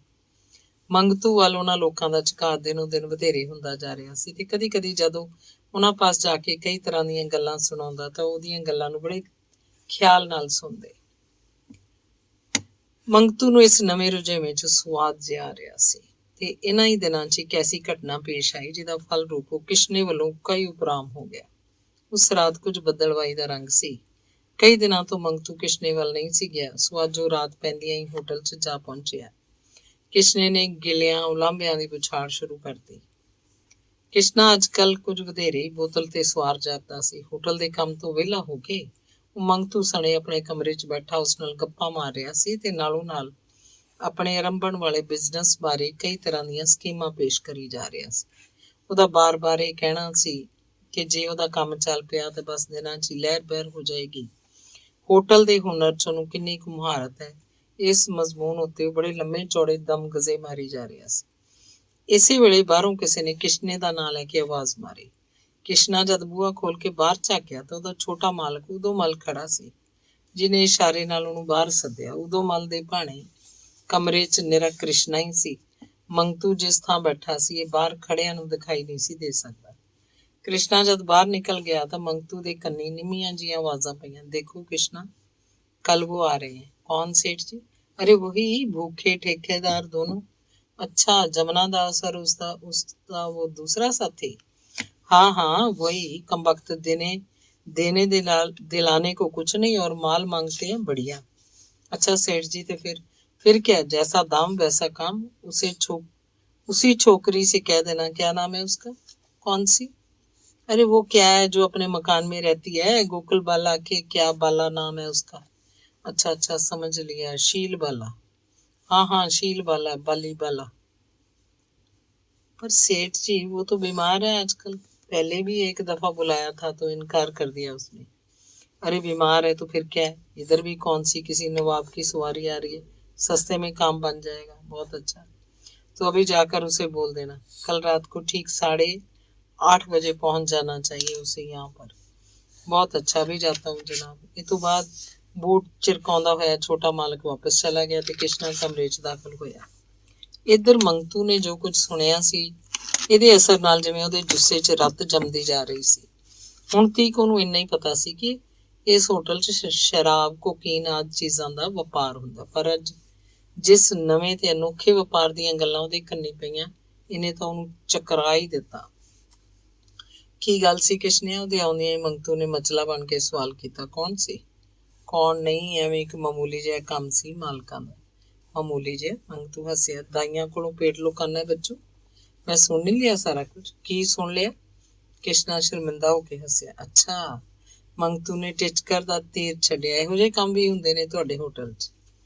ਕਿਸ਼ਨੇ ਲਈ ਹੁਣ ਨਾ ਨੁੱਕਰ ਲਈ ਕੋਈ ਥਾਂ ਨਹੀਂ ਸੀ, ਨਾਲੇ ਇਸ ਵੇਲੇ ਉਹ ਅੱਛੇ ਖਾਸੇ ਲੋਰ 'ਚ ਸੀ, ਜਿਸ ਕਰਕੇ ਉਸ ਪਾਸੋਂ ਭੇਤ ਉਗਲਿਆ ਗਿਆ ਜਿਹੜਾ ਅੱਜ ਤੀਕ ਉਹਨੇ ਮੰਗਤੂ ਪਾਸੋਂ ਲੁਕਾਈ ਰੱਖਿਆ ਸੀ। ਉਹ ਬੋਲਿਆ, ਤੇ ਹੋਰ ਕੀ ਤੂੰ ਸਮਝਿਆ, ਤੰਦੂਰ ਦੇ ਮੰਡਿਆਂ ਤੇ ਲੋਹ ਦੀਆਂ ਚਪਾਤੀਆਂ ਨਾਲ ਮਾਲਕਾਂ ਦੀਆਂ ਕੁੱਠੀਆਂ ਬਣਦੀਆਂ ਨੇ? ਮੰਗਤੂ ਗੁੰਮ ਦਾ ਗੁੰਮ ਰਹਿ ਗਿਆ। ਕੀ ਸੋਚਣਾ ਮੰਗਤਿਆ? ਬੂਟ ਪਾਉਂਦਿਆਂ ਕਿਸ਼ਨੇ ਨੇ ਸਵਾਲ ਕੀਤਾ। ਕੁਛ ਨਹੀਂ, ਭੋਲਾ ਹਮੇਸ਼ਾ ਤੂੰ ਵੀ, ਬਸ ਮਾਲ ਖੱਟਣਾ ਸਹਿਲ ਨਹੀਂ ਪਿਆ ਮੰਗਤਿਆ ਅੱਜ ਕੱਲ੍ਹ ਦੇ ਜ਼ਮਾਨੇ 'ਚ। ਤਾਂਹੀਏ ਤੂੰ ਮੈਨੂੰ ਕਹਿਣਾ ਵੀ ਜਲਦੀ ਜਲਦੀ ਆਪਣਾ ਕੰਮਕਾਰ ਸ਼ੁਰੂ ਕਰੀਏ, ਚੱਲੇਗਾ? ਕਿਸ਼ਨੇ ਨੇ ਤਸਮੇ ਬੰਨ੍ਹਦਿਆਂ ਪੁੱਛਿਆ। ਕਿੱਥੇ? ਮੰਗਤੂ ਨੇ ਉਵੇਂ ਮਚਲਾ ਬਣ ਕੇ ਕਿਹਾ, ਜਹੰਨਮ 'ਚ। ਕਿਸ਼ਨਾ ਮੁਸਕਰਾਇਆ। ਉੱਠ ਤਾਂ ਚੱਲਣਾ ਹੀ, ਹੁਣ ਜਦ ਤੈਨੂੰ ਸਾਰਾ ਕੁਝ ਪਤਾ ਹੀ ਲੱਗ ਗਿਆ, ਆ ਤੈਨੂੰ ਅੱਜ ਬੁਰੇ ਦੇ ਘਰ ਤੀਕ ਵੀ ਫਿਰਾ ਲਿਆਵਾਂ। ਮੰਗਤੂ ਉਵੇਂ ਗੁੰਮ ਦਾ ਗੁੰਮ ਬੈਠਾ ਰਿਹਾ। ਕੀ ਪਿਆ ਸੋਚਣਾ ਹੈ? ਕਿਸ਼ਨੇ ਨੇ ਕਿਹਾ। ਕੁਛ ਨਹੀਂ। ਚੰਗਾ ਫਿਰ ਮੈਂ ਤੇ ਚੱਲਣਾ ਵਾਂ, ਕਿਸ਼ਨੇ ਨੇ ਕੋਟ ਦੇ ਬਟਨ ਮੇਲਦਿਆਂ ਕਿਹਾ। ਮਾਲਕਾਂ ਦਾ ਹੁਕਮ ਤੇ ਨਹੀਂ ਨਾ ਟਾਲਿਆ ਜਾ ਸਕਦਾ। ਉਹ 2 ਕਦਮ ਹੀ ਬੂਹੇ ਵੱਲ ਗਿਆ ਸੀ ਕਿ ਮੰਗਤੂ ਨੇ ਆਵਾਜ਼ ਦਿੱਤੀ, ਠਹਿਰ ਜ਼ਰਾ। ਕਿਸ਼ਨਾ ਰੁਕ ਗਿਆ। ਕਿਉਂ? ਮੈਂ ਵੀ ਚੱਲਣਾ ਵਾਂ। ਤੇ ਫਿਰ ਦੋਵੇਂ ਬਾਹਰ ਨਿਕਲ ਗਏ। ਅੰਗ 20ਵਾਂ। ਹੋਟਲ 'ਚੋਂ ਨਿਕਲ ਕੇ ਦੋਹਾਂ ਨੇ ਗਲੀ ਪਾਰ ਕੀਤੀ। ਮੋਤੀ ਬਾਜ਼ਾਰ 'ਚੋਂ ਲੰਘਦੇ ਝੰਡਾ ਬਾਜ਼ਾਰ ਦੇ ਮੋੜ ਤੇ ਆ ਪੁੱਜੇ, ਜਿੱਥੋਂ ਸਹਾਰਨਪੁਰ ਰੋਡ ਸ਼ੁਰੂ ਹੁੰਦੀ ਹੈ। ਸੜਕੇ ਜਾਂਦਿਆਂ ਅੱਗੇ ਇੱਕ ਚੌਂਕ ਆਇਆ, ਜਿਹਦੇ ਸੱਜੇ ਹੱਥ ਜਾ ਕੇ ਸੜਕ ਕਾਵਲੀ ਰੋਡ ਵੱਲ ਮੁੜ ਪਈ। ਇਹ ਤੋਂ 1 ਫਰਲਾਂਗ ਅੱਗੇ ਜਾ ਕੇ ਸ਼ਹਿਰ ਦਾ ਉਹ ਪਾਸਾ ਆ ਗਿਆ ਜਿੱਥੇ ਸ਼ਹਿਰੀ ਆਬਾਦੀ ਦਾ ਛਾਣ ਬੂਰਾ ਵਸਦਾ ਹੈ, ਜਿਵੇਂ ਅਸੀਂ ਦੇਹਰਾਦੂਨ ਦੇ ਥਾਂ ਕਿਸੇ ਉੱਜੜੇ ਹੋਏ ਪਿੰਡ 'ਚ ਫਿਰ ਰਹੇ ਹੋਈਏ। ਟੁੱਟੇ ਖੁੱਸੇ ਮਕਾਨ, ਸੜਿਆਂਦ ਮਾਰਦੀਆਂ 2 ਕੁ ਗਲੀਆਂ। ਇਸ ਆਬਾਦੀ 'ਚ ਪਹੁੰਚ ਕੇ ਕਿਸ਼ਨਾ ਰੁਕਿਆ ਤੇ ਆਪਣੇ ਸਾਥੀ ਨੂੰ ਇੱਕ ਭੀੜੀ ਜਿਹੀ ਗਲੀ ਵੱਲ ਤਕਾ ਕੇ ਗਾਂਹ ਤੁਰ ਪਿਆ। ਨੀਵੀਂ ਇੱਕ ਛੱਤੇ ਮਕਾਨ ਦੀ ਇੱਕੋ ਇੱਕ ਲੰਮੀ ਪਲਾਂਘ ਸੀ, ਜਿਸ ਵਿੱਚੋਂ ਗੰਦ ਕੂੜੇ ਦੀ ਬਦਬੂ ਆ ਰਹੀ ਸੀ। ਸਾਰੀ ਗਲੀ 'ਚ ਹਨੇਰਾ ਘੁੱਪ ਸੀ, ਜਿਸ ਕਰਕੇ ਕਿਸ਼ਨੇ ਨੇ ਮੰਗਤੂ ਦੀ ਬਾਂਹ ਥੰਮ ਲਈ। ਉਹਨੂੰ ਸੰਭਲ ਕੇ ਤੁਰਨ ਦੀ ਚੇਤਾਵਨੀ ਕਰਦਾ ਹੋਇਆ ਉਹ ਦੱਸ ਰਿਹਾ ਸੀ ਕਿ ਇਹ ਗਲੀ ਉਹਦੇ ਲਾਲਾ ਦੀ ਮਲਕੀਅਤ ਹੈ, ਸੇਠ ਪੋਖਰਮਲ ਦੀ। ਪੌਣੀ ਕੁ ਗਲੀ ਲੰਘ ਜਾਣ ਤੋਂ ਬਾਅਦ ਇਹ ਦੋਵੇਂ ਘਰ ਅੱਗੇ ਜਾ ਕੇ ਰੁਕ ਗਏ ਤੇ ਕਿਸ਼ਨੇ ਨੇ ਬੂਹਾ ਠਕੋਰਿਆ। ਮੰਗਤੂ ਸਾਹ ਰੋਕੀ ਉਹਦੇ ਪਿੱਛੇ ਖੜੋਤਾ ਸੀ। ਉਹਦਾ ਦਿਲ ਮਤਲਬ ਹੀ ਧੜਕ ਰਿਹਾ ਸੀ। ਥੋੜੀ ਜਿੰਨੀ ਉਡੀਕ ਤੋਂ ਬਾਅਦ ਬੂਹਾ ਖੁੱਲਿਆ। ਹੱਥ 'ਚ ਲਾਲਟਨ ਫੜੀ ਇੱਕ ਜਵਾਨ ਕੁੜੀ ਬੂਹੇ 'ਚ ਖੜੀ ਦਿਖਾਈ ਦਿੱਤੀ, ਜਿਹਨੂੰ ਅੱਡੀ ਤੋਂ ਚੋਟੀ ਤੀਕ ਮੰਗਤੂ ਇੱਕੋ ਨਜ਼ਰ ਨਾਲ ਵੇਖ ਗਿਆ। ਕੁੜੀ ਦਾ ਪਹਿਰਾਵਾ ਨਾ ਬਹੁਤਾ ਸਾਫ਼ ਨਾ ਬਹੁਤਾ ਗੰਦਾ, ਵਿਚਲੇ ਜੇ ਮੇਲ ਦਾ ਸੀ। ਲੈਂਪ ਦਾ ਪੀਲਾ ਚਾਨਣ ਉਹਦੇ ਪੀਲੇ ਚਿਹਰੇ ਨੂੰ ਹੋਰ ਵੀ ਪੀਲਾ ਤੇ ਘ੍ਰਿਣਤ ਬਣਾ ਰਿਹਾ ਸੀ। ਉਹਦੀਆਂ ਅੱਖਾਂ ਮੋਟੀਆਂ, ਨਕਸ਼ ਕਾਫੀ ਤਿੱਖੇ, ਪਰ ਸਾਰਾ ਚਿਹਰਾ ਇੱਕ ਤਰ੍ਹਾਂ ਦੇ ਧੱਫੜਾਂ ਨਾਲ ਸੁੱਜਿਆ ਮਾਲੂਮ ਹੁੰਦਾ ਸੀ। ਉਹਦੇ ਨਕਸ਼ਾਂ 'ਚ ਸੁਭਾਵਿਕ ਇਸਤਰੀ ਸੁਸ਼ੀਲਤਾ ਹੈ ਸੀ ਜ਼ਰੂਰ, ਪਰ ਇੱਕ ਖਾਸ ਤਰ੍ਹਾਂ ਦੀ ਬੇਸ਼ਰਮੀ 'ਚ ਲਿਬੜੀ ਹੋਈ, ਜਿਵੇਂ ਮੰਦਰ ਦੀ ਮੂਰਤੀ ਉੱਤੇ ਕਿਸੇ ਨੇ ਗੰਦੀ ਨਾਲੀ ਦਾ ਲਿਬੜਿਆ ਝਾੜੂ ਝਿਣਕ ਦਿੱਤਾ ਹੋਵੇ। ਕੁੜੀ ਦੇ ਤੇੜ ਧੋਤੀ, ਗਲ ਦੀਆਂ ਬਾਹਾਂ ਵਾਲੀ ਝੱਗੀ ਸੀ। ਸਰੀਰ ਉਹਦਾ ਕਾਫੀ ਦੁਬਲਾ ਮਾਲੂਮ ਹੁੰਦਾ ਸੀ। ਬੂਹਾ ਖੋਲ੍ਹਣ ਤੋਂ ਬਾਅਦ ਕੁੜੀ ਨੇ ਵਾਰੀ-ਵਾਰੀ ਦੋਹਾਂ ਵੱਲ ਤੱਕਿਆ ਤੇ ਫਿਰ ਬਨਾਵਟੀ ਜੇ ਆਦਰ ਨਾਲ ਉਹਨੂੰ ਅੰਦਰ ਲੰਘ ਆਉਣ ਦਾ ਇਸ਼ਾਰਾ ਕੀਤਾ। ਦੋਵੇਂ ਉਹਦੇ ਮਗਰ ਅੰਦਰ ਦਾਖਲ ਹੋਏ। ਇੱਕ ਛੋਟਾ ਜਿਹਾ ਕਮਰਾ, ਜਿਸ 'ਚ ਅਜੀਬ ਕਿਸਮ ਦੀ ਬਦਬੂ ਜਿਹੀ ਫੈਲੀ ਸੀ, ਜਿਸ 'ਚ ਪਾਨ, ਫੇਸ ਪਾਊਡਰ, ਬੀੜੀ ਦੇ ਧੂੰਏਂ ਦੀ, ਚਾਹ ਦੀਆਂ ਉਬਲੀਆਂ ਪੱਤੀਆਂ ਦੀ, ਕਿਸੇ ਸੜੇ ਫਲ ਦੀ, ਹੋਰ ਪਤਾ ਨਹੀਂ ਕਾਹਦੀ ਮੁਸ਼ਕ ਰਲੀ ਸੀ।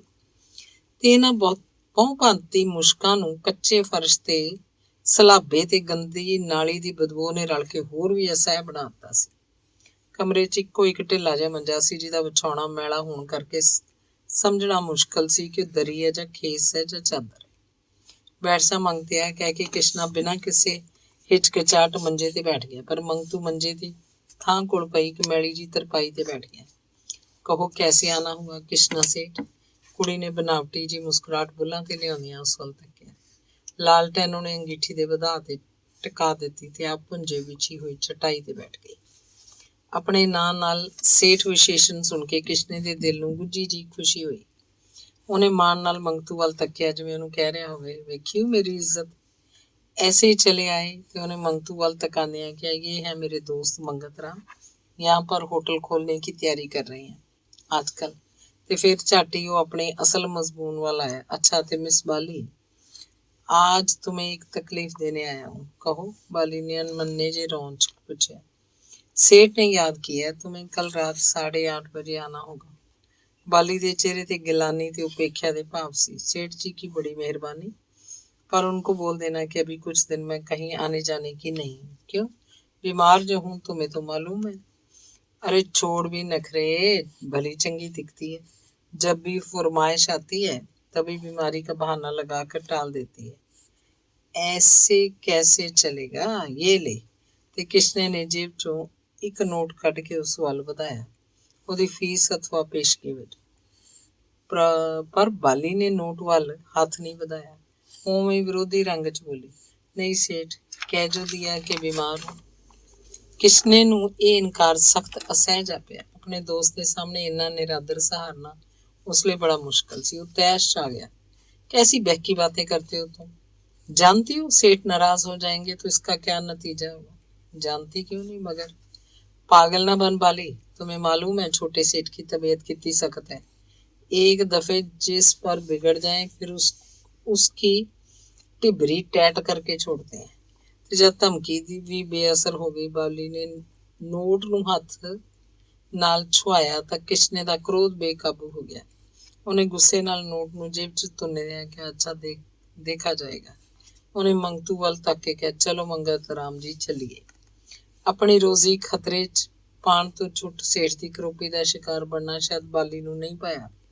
ਉਹਨੇ ਬੜੀ ਆਜ਼ਜ਼ੀ ਨਾਲ ਉੱਠਦੇ ਹੋਏ किशने ने रोका। नाराज हो गए किशना सेठ? नाराजगी की कौन सी बात है? किशने दे रोब जो होर वादा हो गया।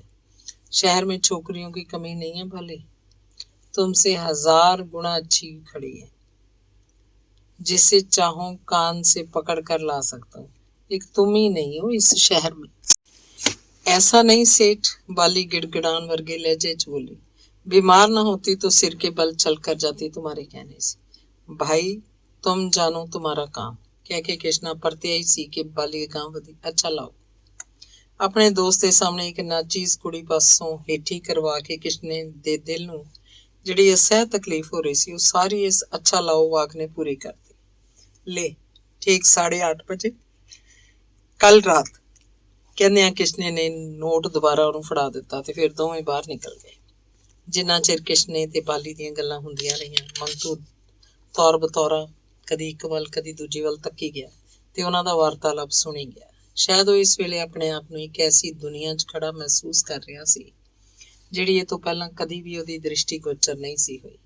ਵੇਖਿਆ ਹੀ ਹਰਾਮਜ਼ਾਦੀ ਦਾ ਨਖਰਾ। ਗਲੀ 'ਚ ਪਹੁੰਚ ਕੇ ਕਿਸ਼ਨੇ ਨੇ ਆਪਣੀ ਬਹਾਦਰੀ ਦਾ ਕਾਰਨਾਮਾ ਦੁਹਰਾਉਣਾ ਸ਼ੁਰੂ ਕੀਤਾ।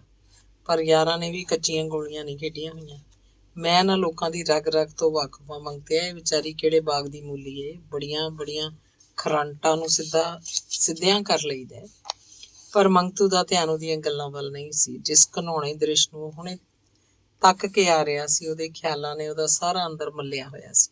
ਬਰਾਬਰ ਸੋਚੀ ਜਾ ਰਿਹਾ ਸੀ, ਕਿੰਨੀ ਜ਼ਲੀਲ ਚੀਜ਼, ਹਜ਼ਾਰਾਂ ਕੁੱਤਿਆਂ ਦੀ ਚੱਟੀ ਹੋਈ ਹਾਂਡੀ, ਅਣਗਿਣਤ ਵਾਰੀ ਚੂਸ ਕੇ ਸੁੱਟੀ ਹੋਈ ਗਿਟਕ, ਜਿਰਮਾਂ ਤੇ ਸੁੰਡੀਆਂ ਭਰੀ ਮਾਸ ਦੀ ਗੰਦੀ ਬੋਟੀ, ਜਿਹਨੂੰ ਹੋਰ ਚੂਸਣ ਲਈ, ਹੋਰ ਨਿਚੋੜਨ ਲਈ ਉਹਨਾਂ ਲੋਕਾਂ ਦੀਆਂ ਲਾਰਾਂ ਟਪਕ ਰਹੀਆਂ ਨੇ।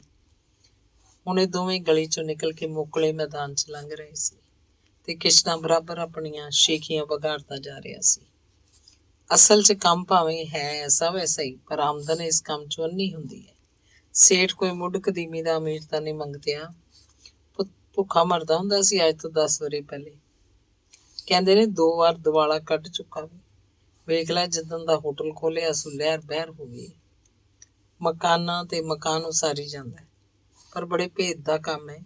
ਹਾਰੀ ਸਾਰੀ ਨਹੀਂ ਸਮਝ ਸਕਦਾ ਇਸ ਪੇਸ਼ੇ ਨੂੰ। ਜਿਹਦੀ ਗੁੱਡੀ ਇੱਕ ਵਾਰੀ ਚੜ੍ਹ ਜਾਏ ਫੇਰ ਤਾਂ 9 ਨਿਦਾਂ ਤੇ 18 ਸਿੱਧਾਂ ਨੇ ਇਸ ਕੰਮ 'ਚ। ਹੁਣੇ ਮੁੜ ਹਨੂੰਮਾਨ ਚੌਕ ਪਾਸ ਜਾ ਰਹੇ ਸਨ। ਕਿਸ਼ਨੇ ਦੀਆਂ ਗੱਲਾਂ 'ਚ ਮੰਗਤੂ ਦਾ ਜ਼ਰਾ ਵੀ ਧਿਆਨ ਨਹੀਂ ਸੀ। ਉਹਦੀਆਂ ਅੱਖਾਂ ਅਜੇ ਤੀਕ ਉਹ ਬਿਮਾਰੀਆਂ ਤੇ ਪਾਪਾਂ ਦੀ ਗੰਢੜੀ ਬਾਲੀ ਫਿਰ ਰਹੀ ਸੀ ਤੇ ਸੋਚੀ ਜਾ ਰਿਹਾ ਸੀ, ਹਜ਼ਾਰਾਂ ਲੱਖਾਂ ਦੀ ਗਿਣਤੀ 'ਚ ਕਿੱਥੋਂ ਆ ਜਾਂਦੀਆਂ ਨੇ ਇਹ ਜ਼ਹਿਰੀ ਬੂਟੇ? ਇਸੇ ਬਾਗ 'ਚ ਉੱਗਦੇ ਨੇ ਜਾਂ ਇਹਨਾਂ ਦੇ ਪੌਦੇ ਕਿਤੋਂ ਬਾਹਰੋਂ ਲਿਆ ਕੇ ਲਾਏ ਜਾਂਦੇ ਨੇ? ਬਾਹਰੋਂ ਲਿਆ ਕੇ। ਉਹਦੇ ਅੰਦਰ ਜਦ ਇਹ ਅੰਤਿਮ ਪ੍ਰਸ਼ਨ ਉੱਠਿਆ ਤਾਂ ਉਹਦੀ ਰੂਹ ਇੱਕ ਲਮੇਰੀ ਲੰਘ ਉੱਠ ਕੇ ਕਿਸੇ ਹੋਰ ਥਾਂ ਜਾ ਪਹੁੰਚੀ। ਪਿਸਤੌਲ ਦੀਆਂ ਗੋਲੀਆਂ ਬਣ ਕੇ ਠਾਹ ਠਾਹ ਕਰਦਾ ਹੋਇਆ ਉਹਦੇ ਕੰਨਾਂ ਦੇ ਪਰਦਿਆਂ ਨੂੰ ਛੇਦਣ ਲੱਗਾ ਇੱਕ ਬਹੁਤ ਪੁਰਾਣਾ ਵਾਕ, ਉਦਲ ਗਈ ਦਾ, ਉਦਲ ਗਈ ਦਾ, ਉਦਲ ਗਈ ਦਾ।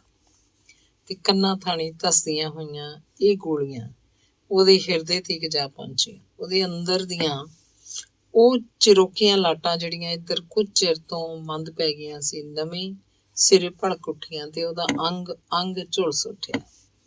ਚੌਂਕ 'ਚ ਪਹੁੰਚ ਕੇ ਉਹਨੇ ਘਰ ਜਾਣ ਲਈ ਕਿਸ਼ਨੇ ਤੋਂ ਛੁੱਟੀ ਮੰਗੀ। ਕਿਸ਼ਨੇ ਨੇ ਬਥੇਰਾ ਉਹਨੂੰ ਹੋਟਲ ਤੀਕ ਚੱਲਣ ਲਈ ਕਿਹਾ, ਪਰ ਮੰਗਤੂ ਨਹੀਂ ਮੰਨਿਆ। ਜਦੋਂ ਬਹੁਤ ਹੀ ਖਹਿੜੇ ਪੈ ਗਿਆ ਤਾਂ ਕਹਿਣ ਲੱਗਾ, ਕਿਸ਼ਨਿਆ, ਮੇਰੀ ਤਬੀਅਤ ਅੱਜ ਕੁਝ ਠੀਕ ਨਹੀਂ ਮਾਲੂਮ ਹੁੰਦੀ, ਜਾ ਕੇ ਲੰਮਾ ਪਵਾਂਗਾ। ਤਬੀਅਤ ਠੀਕ ਨਹੀਂ? ਕਿਸ਼ਨੇ ਨੇ ਟਿਚਕਰ ਕੀਤੀ। ਕਿਤੇ ਬਾਲੀ ਦੇ ਨੈਣਾਂ ਦਾ ਜਾਦੂ ਤੇ ਨਹੀਂ ਚੱਲ ਗਿਆ? ਰੱਬ ਦਾ ਵਾਸਤਾ ਹੀ ਇਹੋ ਜਿਹੀ ਬੇਵਕੂਫੀ ਨਾ ਕਰ ਬਈ। ਕਿਤੇ ਬੜੀਆਂ ਸ਼ੈਤਾਨ ਦੀਆਂ ਨਾਨੀਆਂ ਹੁੰਦੀਆਂ ਨੇ, ਉੱਤੋਂ ਹੀ ਭੋਲੀ ਭਾਲੀ ਹੈ ਨਾ ਵੇਖ ਛੱਡੀ। ਉੱਤੋਂ ਹੀ ਭੋਲੀ ਭਾਲੀ ਨਾ ਵੇਖ ਛੱਡੀ। ਫਫੀ ਕੁੱਟਣੀ ਅਵਲ ਦਰਜੇ ਦੀ। ਬਕਵਾਸ ਬੰਦ ਕਰ ਓਏ, ਉਸ ਛੇਤੀਆਂ ਪੈ ਕੇ ਕਿਹਾ। ਹਰ ਵੇਲੇ ਦਾ ਮਜ਼ਾਕ ਨਹੀਂ ਚੰਗਾ ਹੁੰਦਾ, ਵੇਲਾ ਕੁ ਵੇਲਾ ਵੇਖੀਦਾ। ਸਿਰ ਪੀੜ ਨਾਲ ਮੇਰੀ ਜਾਨ ਵੀ ਨਿਕਲਦੀ ਹੈ ਤੇ ਇਹਨੂੰ ਟਿਚਕਰਾਂ ਸੁੱਜਣ ਡਈਆਂ ਨੇ। ਤੇ ਬਿਨਾਂ ਹੋਰ ਕੁਝ ਕਿਹਾ ਮੰਗਤੂ ਆਪਣੇ ਰਸਤੇ ਫੇਰ ਮੁੜ ਪਿਆ। ਕਿਸ਼ਨਾ ਮੁੜ ਉਹਨੂੰ ਰੋਕਣ ਦਾ ਹੌਸਲਾ ਨਹੀਂ ਕਰ ਸਕਿਆ। ਧੰਨਵਾਦ।